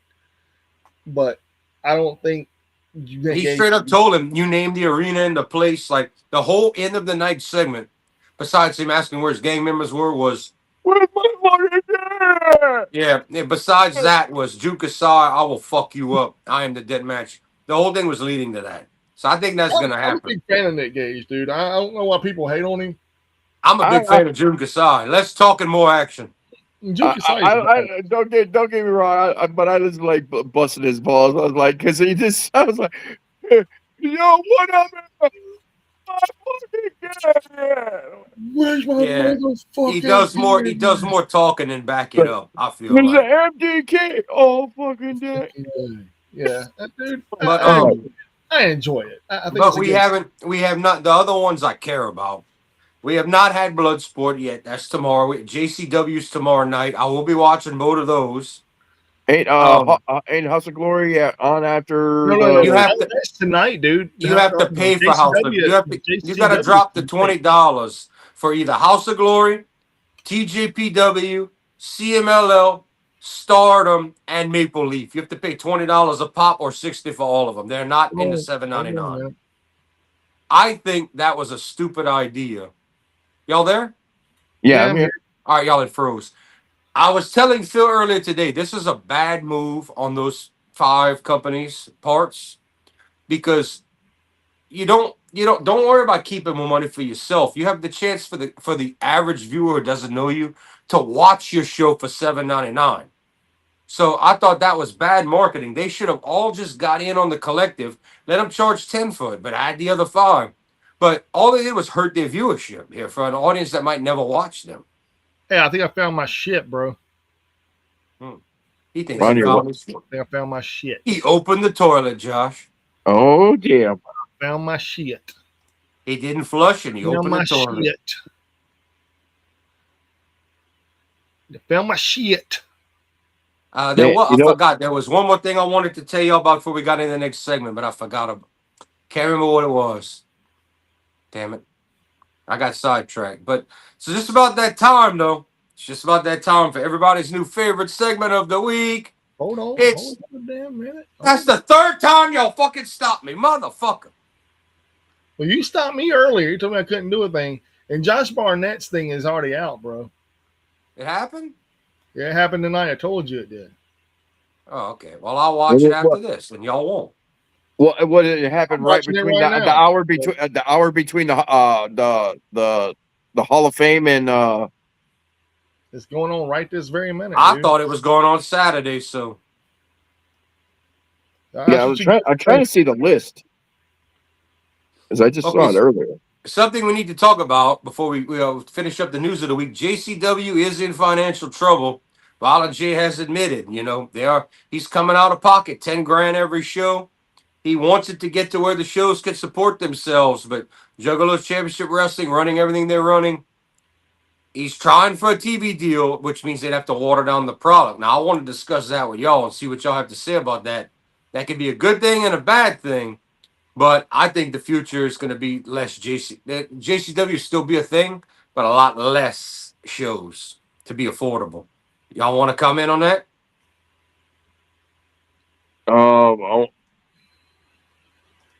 Well, Mike would probably be more of an expert on that because he watches more JCW stuff than anything else. This is what I'm going to say, man. This is what I'm going to say on all this right here about JCW is if they do go to a limited schedule, that's fine, man. But I'm going to be honest with you. Wrestling needs Juggalo Championship Wrestling. It really does. I didn't say it didn't. The fans need Juggalo Championship Wrestling, and the world needs it. And I'll say why. Because back in the day, we had 2 extreme promotions, which was XPW and ECW. And when ECW closed, you still had XPW, then you had CZW. And then whenever XPW closed, then you had CZW, and then everybody else tried to fornicate and try to make themselves a deathmatch company. Fornication! Now we have a lot of deathmatch companies here in America. We have IWA DS, we have CZW, we have XPW whenever they want to show up. We have X Brand Wrestling. We have Ruthless Pro Wrestling whenever they show up again, whenever they show up again. WLW. There's so many deathmatch organizations now. It's like Japan was in the 90s. Mm-hmm. After the boom of the big one over there with what's his FMW. Name? Yeah, that's what started it. Yes, and the whole thing is people here in America call it garbage wrestling or whatever, but I prefer to watch deathmatch wrestling that has a good story. And the best storytelling deathmatch wrestlers we have right now, one of them being Masada, one of them being Necro Butcher, one of them being Jun Kasai, one of them being Nick Gage. I mean, these are big name guys that people like, the and Rena. Rina Yamashita, I can't forget her. Mickey Knuckles, even though you hate her. Um, Put her in Angel the Metro. arena. Put her in Angel arena. Angel Metro would be a good one whenever she starts learning the ropes a little bit better. I love her to death. I think she is an amazing woman. I mean, dude, there are so many women out there now that are just coming up the ranks in deathmatch wrestling. Lufisto was an amazing deathmatch wrestler in CZW. Put the cunt in the ring. You heard the motherfucker. Put this Okay, cunt but in the ring. you're talking about that. That's fine about deathmatch wrestling. I don't watch JCW and look at them as deathmatch wrestling. They're not. They're just like GCW. They're everything. They're Right, but they're but I they're well, I was going to tell you, I watch JCW because I like what they bring that the others don't. The only other company that could get away with was Chikara. I like the comedy JCW brings, and oh I'm more willing to watch if Vince Russo gets his face off the television. I'm more willing to watch JCW than AEW and TNA and all of them. I'm more willing to. I'm going to watch the show because I'm interested to see what they might actually give a crap enough to try to put on a better show than normal than these other people are at the collective just putting on a show to get you money. And we yeah. might actually we're gonna get some throwaway matches, some people that can't wrestle. It's JCW, that happens, but we might get some good shit too. So I am looking forward to watch. I will watch it. I do think there's a place for JCW in this world. I think a real television deal is gonna hurt them because I see ECW on TNN happening all over again, and that Yeah. watered them down. Well, I would love for JCW to get the same kind of deal that GCW got with Triller. That And would not be bad at all. That would and not be and, bad. Yeah, and if that might actually help him out because Violent J actually went on interviews now, and he said all these years that JCW's been around, he says he's finally for the past 2 years he's finally taken it seriously. Mhm. This was just something that he created just for the Just gathering for and the juggalos and Right. Yeah, this I heard him say all of that. Yeah. but and he believe said it or not, go ahead. I'm sorry for yeah interrupting. he'd been saying a lot like I think he was on Bradshaw's show. And he was just saying, like the past couple of years, he's actually been taking it seriously. Well, now Yeah. since he's a legitimate cola company owner, Yeah. The that's- problem is now is that he's realizing he's having to dump. He said he's losing 10 grand out of his pocket every show to make it happen. I mean, his goal, and it's a reasonable goal. He's not being unreasonable. His goal is to be able to get it to where the show could pay for itself at least, Mhm. which is a lot smarter than trying to go for $1 million. Go start off reasonable and try to break even, get your money back off tickets and to where you could pay for it. That's very reasonable. Now I hope, and you know what? I hope I would wish. I wish they can achieve that for them. Good. I wish JCW could achieve that. The chances of it are slim, but I would hope they could. Maybe if they keep pulling in this bigger name indie talent, they can. So good on them if they can. But right now it doesn't look good. But that's why I'm saying I think unless he could get if that Triller TV deal wouldn't be bad for him. That wouldn't No, be I bad think at it'd be all. great. I think it'd be great. That Even would if help a lot. even if GCW and JCW could do a program together or a partnership, that would be great. I think that those companies need to. I really think that a few of them that can get along should. I really Yeah. do. Kind of like how CCW gets along with GCW. I would, and GCW. We as of what I saw this weekend, they're not against the corny bullshit. They'll do Mhm. it. So Yeah. I mean, do a JCW versus GC. Let them have it. Do it. Well, they did last year at the gathering. Speaking of which, one year soon because I know they're going to quit it. We should all get together and go to a gathering. I don't mind going to one. I never, I would always wanted to go to one. Me too. I wish we could have went in more of the golden years when it was wild, but they usually up north, and that's what makes it. No, A friend of mine went they one year. moved it. They He took moved it. all his money and he went. They moved It- it. They moved it right outside of Kansas City. It's yeah, I was gonna closer. say usually it's always been in Illinois. Yeah, it's usually been in Cave in Rock, Yeah, Illinois. that's Then they north moved for it me, to Ohio. and Mike, Josh. That's north. Yeah. Then they moved it to Ohio last year, and they moved it from Ohio this year to Kansas City.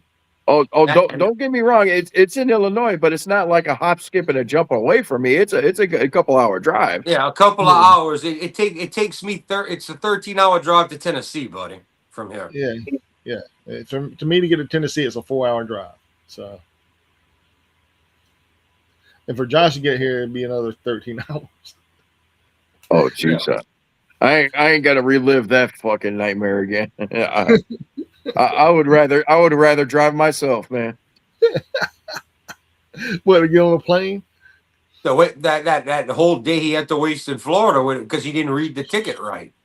Yeah. You're Fuck bad. that. You're bad. Yeah, fuck that. But Fucking yeah, that's just about all the news we have. I know everybody's watching the damn Hall of Fame, so we got nobody in here, but we do have. I hate ending the show with this because this should have been in the middle of the show, but it's time, Josh. It's time. Give me up some shitty music. It's time. Do, do, do, do, do, do, do. It's time for the Jabroni of the Week. This comes to you live from WrestleCon. And ladies and gentlemen, that is Big Vito, aka Big Vito for WCW and JCW, involved in this. And see if y'all can guess who the other man in this altercation is. You got to tell me you can get sound for this. I can't. Motherfucker. All right. Anyway, y'all are going to have to watch, but this is real, not a work. And y'all have seen this man on TikTok and on video shorts. The guy that Vito is grabbing by his particularly very noticeable hairline. Yes, ladies and gentlemen, that is Mr. Badass Construction Worker that has been calling out wrestlers for some time now online saying they ain't shit and his job is the real job. And everybody's there like, yeah, Vito, get him, Vito. And they're telling Vito, chill right here.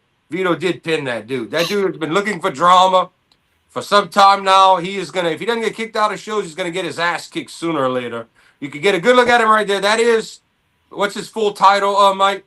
Badass construction worker. Yes, this is Badass Construction Worker right here. I seriously doubt even Vince Russo would make an angle out of this with this jabroni. I doubt it. I am calling this real. But how dumb do you have to be to not only pick on wrestlers, call on wrestlers, show up to a wrestler, pay you money to talk shit? I don't want to see Vito on my screen at 60-something years old today, but you know what? Good on Vito for putting this motherfucker in his place. But ladies and gentlemen, Mr. Badass Tough Guy Construction Worker is your jabroni of the week. Ta-da. Thank you. Very good, Josh. world. Yeah. And if we'd have had more people in the chat, they'd have been like, what the fuck? But everybody's watching the damn Hall of Fame. Anyone No, I don't else? think everybody's watching the Hall of Fame. We're not. Well, everybody in the chat, short of Monica, is. Yeah. Well, no, I got once we get off this, I'm gonna go straight to my special sites. Oh yeah, you're going to whack it off before you go to bed. Hey, Josh is going to whack off before he goes to bed. He's going to do some real life TNA. I found a thing. You found a thing? I found a thing. I will share it with you, my brother. Okay. Here. I'm going to give you the runs now. That's not it. Here. I don't want the runs. Nobody wants the runs. Shh. We can't show them sites on here. I know. I got you, brother. Just chill. Watch what I'm about to send you, okay? Yeah. I found a thing. You're gonna love me for this, and it's gonna be awesome. And there you go, ladies and gentlemen, Roadkill Rob. Where? There you go. I sent it to you. You check it out. You'll thank me. Make sure you show it to Monica too. No comment. Is that what you're talking about, Josh?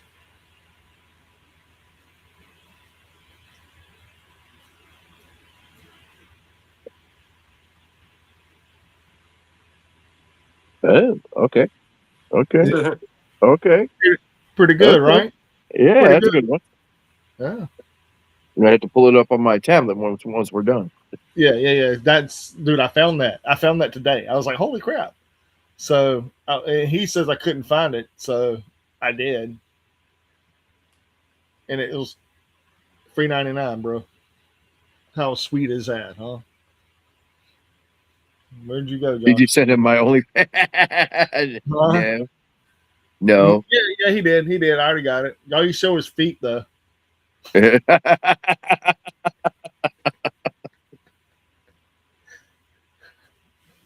Feet pics. Why you show his feet? I don't like that. I don't like feet pics. I'm not into that. That's what Elena Black shows too. Dude, I had everybody in that whole place looking at me like, "What the fuck?" Oh man, we had the best section. We had the best section. I know you were trying to, and I just like I don't think we shouted anything insulting. Uh, No, no, we no, were just regular banter, but we were just shouting out stuff like, "What the fuck is wrong with these people?" dude, we were MVPs, man. We were fucking MVPs. And like I said, we got that one segment where it's like Mike, Mike, Mike, Mike, Right? and you hear that. You dude, and he even stopped and looked like, "What the fuck, man?" Dude, we were. You know Not what? And I want and TNA's coming to Chicago, and I'm Yeah, they're thinking doing about lockdown. Dude. That's a lockdown pay per view you're getting. You lucky bastard. Everything's gonna be in a steel cage. yeah, it's like I and would go. I I would personally go to that. I would not lie to you. I'm a lockdown fucking fanatic, dude. I went to the very first one, the second one, the third one, dude. It's yeah, I'm down. hey, I got spare room. Yeah, I forgot. Before y'all get into random miscellaneous, we have one more piece of news, and this is a big one. We forgot. We're going to end yet again with the TNA AEW war, but this I do not believe was planned at all by either side. I think this is pure coincidence. But did y'all hear about this? Is going to be a big one that AEW is running Forbidden Door against Slammiversary. yeah, I heard that. Now, But I do not believe. First, let's use logic here. One, AEW had to have this venue booked months in advance. And two, I don't believe, even though TNA just announced it, I believe they had it booked. This maybe not as long, but they had it booked. I think this is pure coincidence. But both are running same day versus each other. So that's yet again, it's are they in the same area? I do not believe you're gonna have to do some button press. Oh, Ooh. Forbidden Door is from what I understand in Cali. Yeah. And Tony Khan gave us the date. He gave us confirmation. New Japan Stardom and CMLL are joining this year. That's all confirmed. Told you Forbidden Door was going to happen, Josh. Told you that was going to happen. Well, Oh, I didn't say it wasn't going to happen, but And that is in June. In June, by the way. June 28th. They're gonna be in Boston, Massachusetts. All right. So two sides of the globe, damn near. People can go wherever they live more comfortable too. But we got what is considered TNA's biggest pay-per-view for years versus versus AEW's crossover show. Their one big crossover of the year. So, any thoughts on that, guys, before we go to miscellaneous? Well, Here's my question. If both are playing live, which one are you watching? well, I'm watching AEW. You're watching New Japan. Thank you. Okay. What are you watching? I'm watching Forbidden Door. I would have watched that a better wrestling segments, better wrestling show. Yeah, well, it's going to be a pure wrestling show. You know that. The stories are going to be already told. It's going to be a pure wrestling show. We know this. Chaos and beyond. I still think the Arena Brawl or Anarchy in Europe, I still think that's going to go down between the United Empire and Moxley's people. I still think that's going to happen there. I do. But at the same time, there's like, do they want to see it again? I mean, they just did something. So, not with did we just do that with any of these people?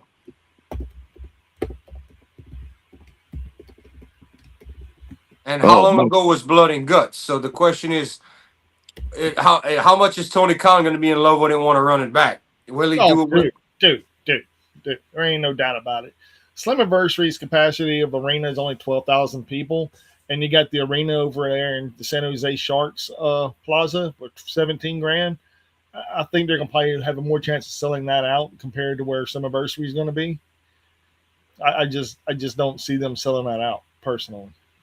I don't either. No. And traditionally, even though Tony Khan owns most of the competition now, traditionally Forbidden Door does pretty well. pretty well. Yeah, actually, yeah. Actually, there was Interesting. one. There was one that was kind of a dud. Now I wouldn't say a dud, but it was like, it was all right. That was the one I didn't buy when Tony Khan already owned almost everybody from New Japan. That's why it was a dud. That's the one I didn't buy. And I heard now the year before that, it was the one that won pay per view of the year and everything. The year before, Yeah, and I watched that, and it was a good show. And everybody was like, "That's unless you were a WWE show." Everybody said that was the best pay per view of the year across the board. The one before that. yeah. I know the first two Forbidden Doors were in Chicago, and I was there for both of them. Great shows, by the way. Great shows. Oh yeah, oh yeah. The second one was really good. I just had bad seats, man. I was sitting. My seats were up in the nosebleeds, almost behind the entrance,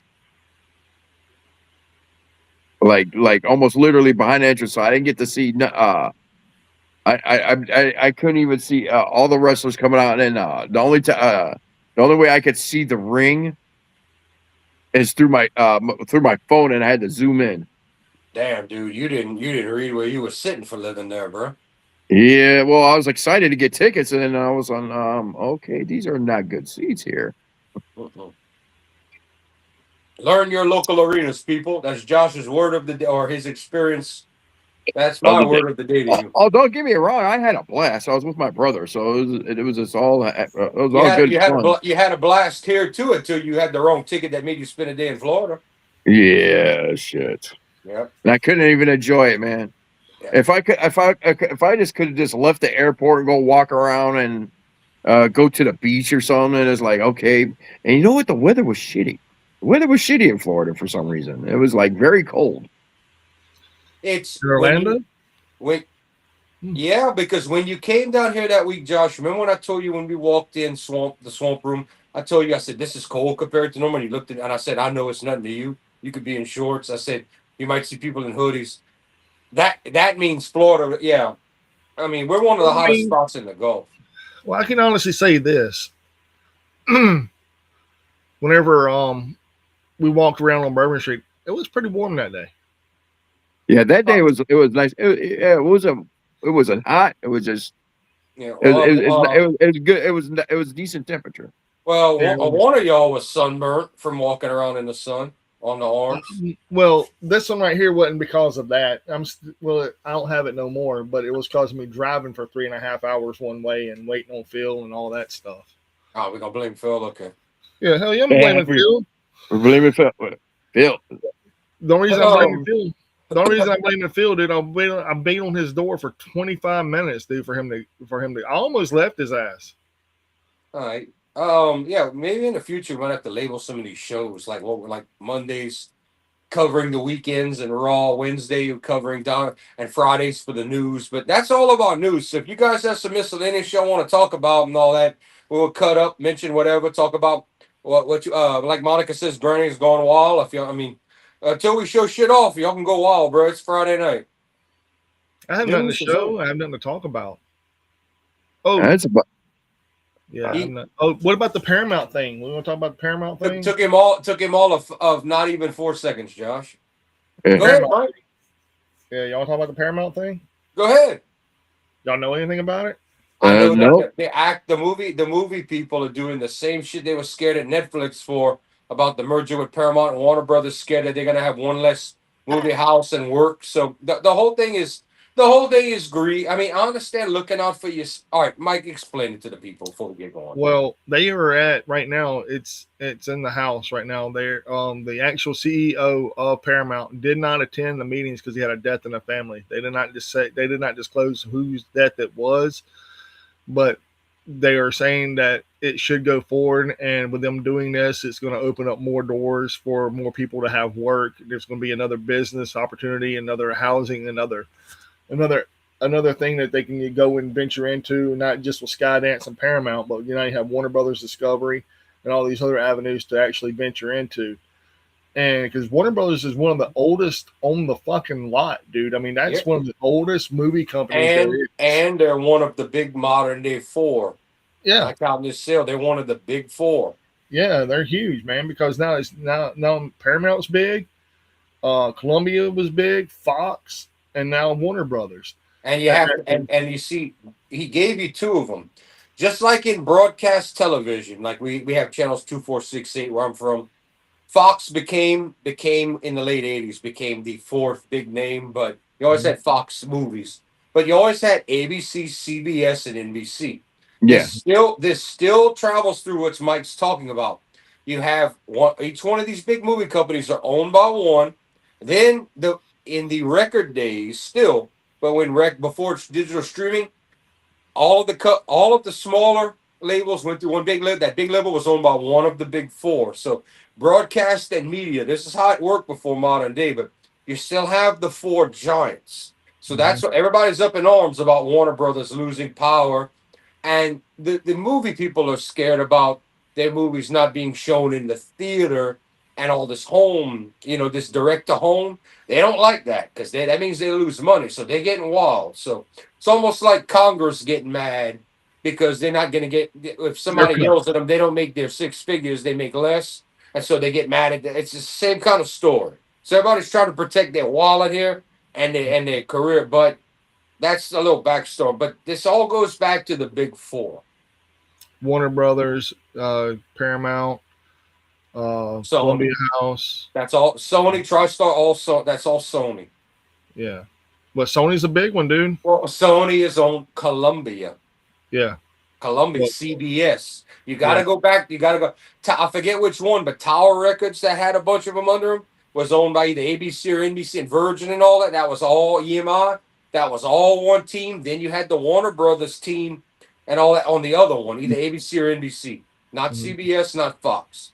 Now, Yeah. yes, Disney has stuck their foot in it and bought things like Fox and all, things like that. But Disney ain't gonna be able to keep going because it's gonna be just like when AT&T. This is your wireless. AT&T and Verizon are the two big ones. When AT&T tried to buy T-Mobile, before T-Mobile merged with Sprint, as small as T-Mobile is, they were like, "Oh, y'all have too much power." The government said no. So they said, "Well, we're gonna go in with Sprint and try to create a business." But they were like, "Y'all are too big. We're not giving it to y'all." So that's how AT&T does not own T-Mobile. T-Mobile today. That was core. And T-Mobile now is doing better than it should be doing.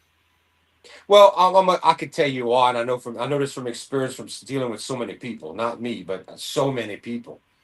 You got these people in this world that burn.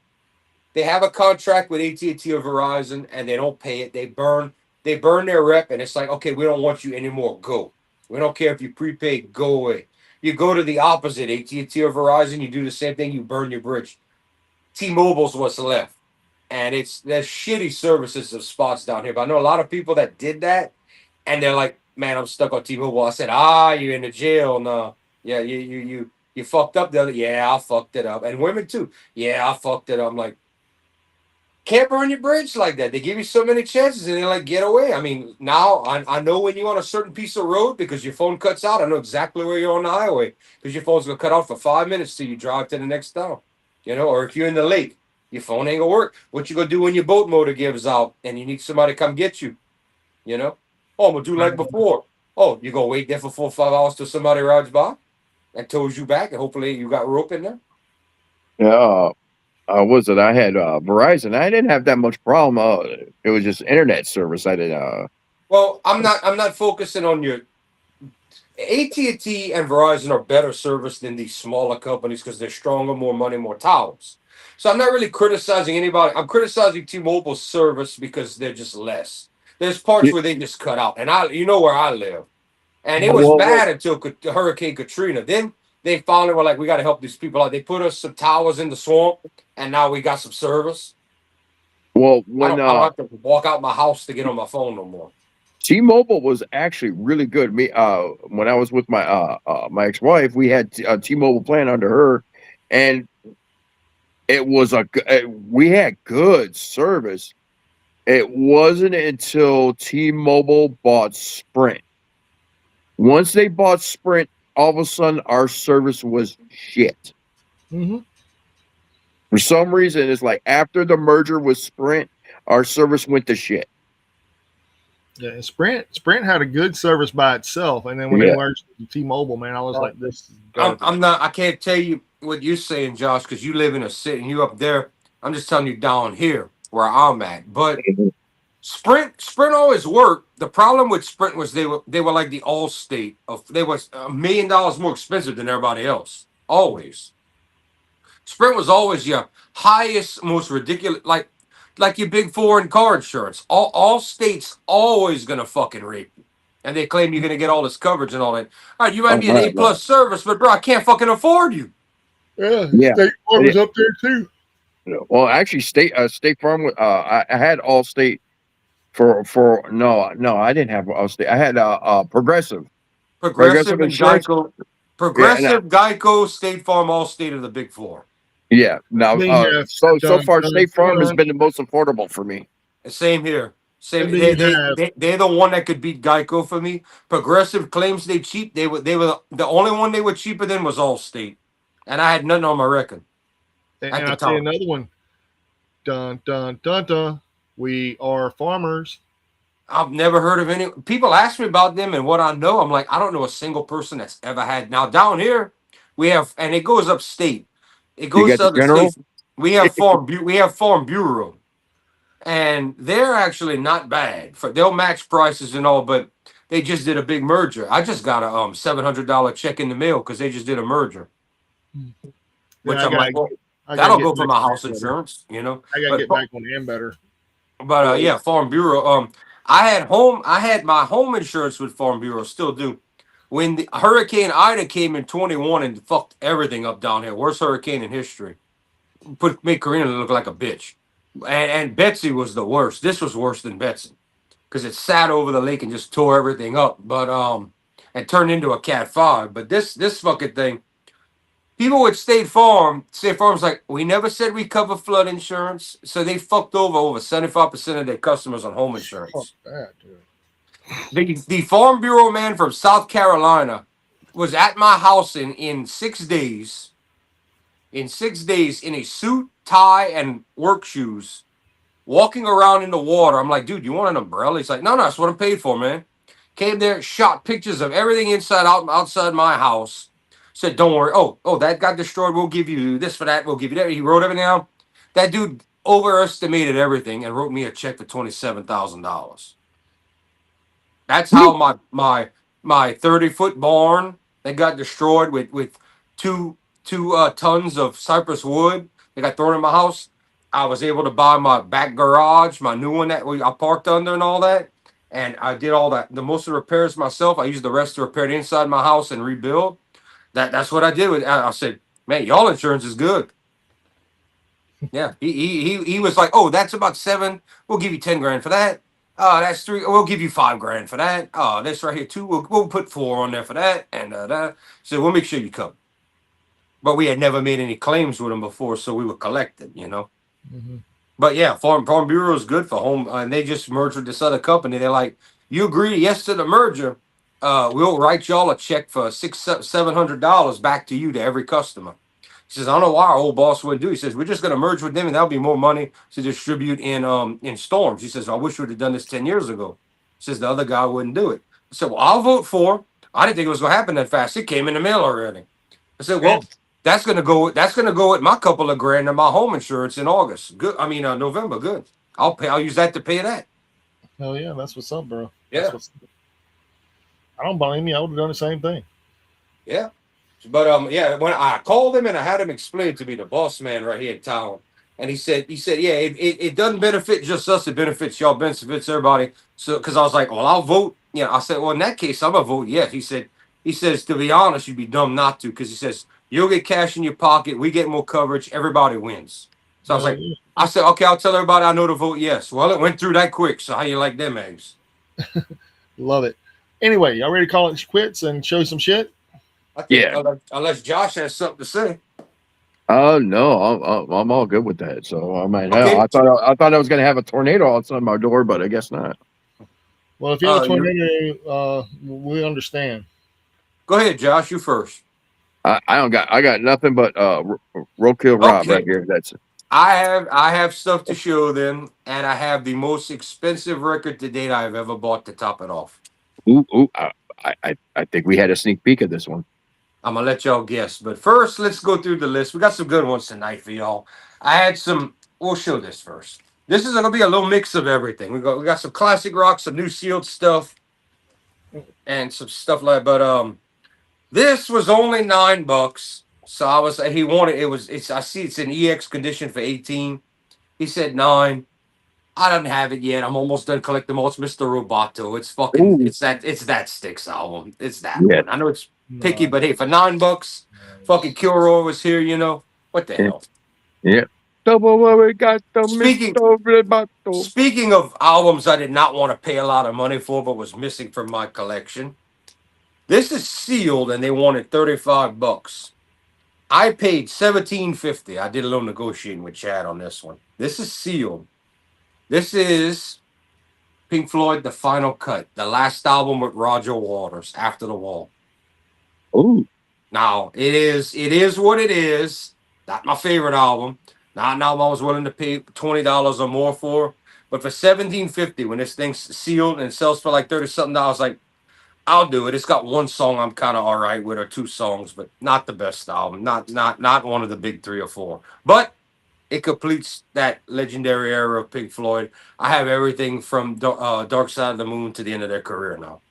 Nice. That means the Endless River as the final album too. I showed that to y'all a little while back. This, don't ask me why I bought it. Well, I could tell you, I spent $30. This is sealed, but to me, this is the last modern rock band that had something different than everybody else. And actually, I understood why there was a draw. I was like, I get it. And I know it kind of got overplayed on the radio, but to me, this is the last great modern rock band. And after their era, no one else on radio rock was ever came close. you got It's Nickelback. it's System of a Down, Toxic. Fuck you with your Nickelback. Toxicity. There's a million bands that sound like Nickel. How many bands sound like this unless they tried to sound like this? Zero. Yeah, that's actually a good album. Yeah. That's actually on my list. I feel like after Godsmack, after Disturbed and all, I feel like these guys are the last guys, this album especially, that had their own thing going. And I gotta give them. I think they're the last pop radio act, rock act, metal act, whatever you want. That was any New fucking metal. good. I saw them on Ozfest for the first time with Slipknot. When I saw them, they even played. They said no mosh pitting, please no mosh pitting at Sod's Fest, and there was a guy mosh pitting, and they stopped playing. They shined a spotlight on this dude, and then they started playing Madonna's Vogue. Nice. Almost Yeah. sounds set up. This I've been putting off over 6 months. Mike's gonna appreciate this one. This thing sells without tax for like $45. I finally saw it for like 39 or 30. I can't tell if it's 39 or 35. I was like, I'm not gonna get a better deal on it, and it's sealed. I was like, I have to get it. This is old school. I mean, when I say old school, I'm talking old school, but I had to get it. It's a classic. Oh, brother, where art thou? You say I would like that. I say no to that, dude.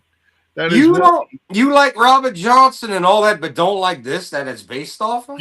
I'm gonna no, dude. That is not based off that. That's based off the books of Odyssey and Iliad. Bro, the whole character of the black dude with the guitar is I saw my soul to death. It's all based off Robert Johnson, but the music's all from that time and before. All Brother, the where music. art thou is based off Homer's Odyssey and Homer's Iliad. Bro, the whole black dude that goes in the studio and plays is supposed to be an off-brand Robert Johnson. I'm telling you, that's been proven. He's gonna go type shit up. I don't care what the internet tells you. They lie, bro. I'm telling you, the whole gimmick of the young black dude that went in the studio to play the song. And I know the song was made by not Rascal Flatts. It was made Oh, by I'm sorry. I'm sorry. It wasn't based off the Iliad at all. It was based off the Odyssey. yeah. That's the But that is the Iliad. That's the idea of the movie, not the black dude's character in the movie. I mean, the Man of Constant Sorrow, made by It's not Rascal Flatts. Who the hell? Who the hell was? Not Bo. Damn it! I can't think of their name. They've been around for forever. Won Grammys, but they made the real song. It's not the Soggy Bottom. But the whole idea of the black dude playing the guitar, doing the old was based off Robert Johnson. It was in his era. Yes. The Yes. whole thing was off of that. All right, even though it's a Yes. I'll side give you quest that. off the. I'll give you that. But Yeah. he was also part of that blind guy. The black blind guy was also in the Odyssey. Yeah. Oh, him. Yes. Yes. But you talking? I'm talking music. You talking story. All right. All right. Let's get everybody happy again. This thing was. I paid 30 for this. The Death Collection is nearing completion. We got Scream bloody gore, motherfuckers. You Yeah. can't go with death. That's some really death metal there. A blow for well, that's where the term death metal came from death. But one for Josh. And this right here is JSA certified, boys. Y'all ready? I spent $285 on this. I was in a vicious bidding war. And I'm gonna keep that sticker right there too, because I can remember what I paid for it. But I don't know if y'all you assholes sneak peeking around. Either y'all did or y'all didn't. Oh, and there's an event pass in here too. Let me see. I didn't see any of that one. I seen the high dollar. This is the okay. No, This it has is an the high event. dollar. Somebody had an event pass. It says 3 of 2 VIP, and it actually says Testament. But this right here has the card JSA certified. I'm gonna try to put it. I don't know if y'all be able to see everything, but this is fully signed by all 5 members. Practice what you preach. Oh, Nice. good one. Yeah, this is Good not one. only a great album, and it's an OG, but and it's in top condition. But this is completely signed by all the rather. Now the question I have for you on this. Now this is just me spitballing here for a minute. That right there, you gonna frame that? Probably not. I'm gonna listen to it at least one time, and then I'm gonna decide what I'm gonna do. But it's gonna be safe on the rack. I ain't burning my house down tomorrow. But it's definitely not going in the cover. It's behind the cover in the sheet, and it's even brought it in cardboard and bubble wrap on top. They knew it was valuable. They had this one woman trying to run me up, and I'm like, "Bitch, you ain't getting it." And sad thing is, a friend of mine has one signed that he got signed from them at the show, so he didn't have to pay all that. But yeah, how are you going to get that lineup again in modern day? You're not. You're not going to get that. Even though Alex is back, you're not going to get the drummer and all that. But yeah, it came bubble wrap. But yeah, that's. I just had to go for it. I know they go for like 300, 350. I was at two. She got out finally when I said 285. I was like, I'm doing it, and I needed that album. I finally have something with all 5 of them signed. I'm like, hell yeah. So yeah, it makes me happy. So hey, but that woman's got to learn. I mean, it's not time for the end of the catchphrase yet, but y'all know what's coming. That woman's gonna get ready to learn. Is that the last thing? That's all I'm gonna do for tonight. I still have some nice rare items to show that I've held on to for about a month, but that will be another day. Yeah, I got the expensive one yet. What, Mike? You haven't showed the expensive one yet. I doubt I paid more than 285 for. There's one that was 600. Now if you saw 600, you off your rocker, bro. Didn't we see that, Josh? The overkill. Oh, I haven't shown that yet, but I can guarantee you I did not spend 600. Guarantee. no, he didn't spend. He didn't spend 600. I watched him buy that. I spent money a lot of money. I spent a lot of money, but I'll show that another time. But that album is unavailable in the U.S. On Discogs. On vinyl, you can get it on CD, but you can't get it on vinyl. Unless someone has it in their personal collection when they want to let it go. The only way you can get that, and you can't even buy it from overseas unless you know someone or you make a trip overseas to find one in okay condition. That's why. And you know the sad thing? I had to buy that right after I bought this Testament. My poor wallet was screaming. They were 2 auctions back to back. My wallet was screaming, and I was just like, if I'm gonna do it, now's the time to do it. I do like the album, the one it is, even though it's not one of the bigger ones. And I was like, people see I'm betting, they're gonna back off. The minute 3 people saw me on there, they were like, out. I was like, yeah, before we pass $100 or we pass 150, you're out, all right. Yeah. All right, ladies and gentlemen, if you're not watching Ringside Rants, You're doing life wrong, brother. yes, and ladies and gentlemen, you cannot eat us because we're not that kind of protein, and you cannot digest us, but we are. We're food for the ears, baby. Yeah. Tati. Jordan, take us home. And that's Mike's opinion because, ladies, I do have some food for you, and it is protein. But old girl needs to learn that was betting against me on this testament. The whole world needs to learn, even with these signatures. What's mine is mine. It was yours. Even if you don't know it yet, it will be mine. Yeah, just like this Freddy Krueger, huh? That needs to belong in your It house. may be mine one day. It may be mine. Oh, it will be. It will definitely be yours. Yeah. Before you say goodbye in the feed, you better run the words because you cut off last night's show. So give yourself an extra 10 seconds. Oh, what words? Before you do the thank you for watching and you start to talk about the end of the night, it cuts off. So give yourself an extra 10 minutes before you hit the button. Like talk before you hit the button. Oh, okay. Oh, you talking about Yeah. this See, thing right I do my homework. I care about the show. See? Oh, you talking about that? Yeah. Okay. Well, I can end it there now. I'll leave it. I guarantee you it's cut off already. Guarantee. The minute you put I up hadn't even thank you hit for the button. watching, I it hadn't goes even away. hit the button. I hadn't even hit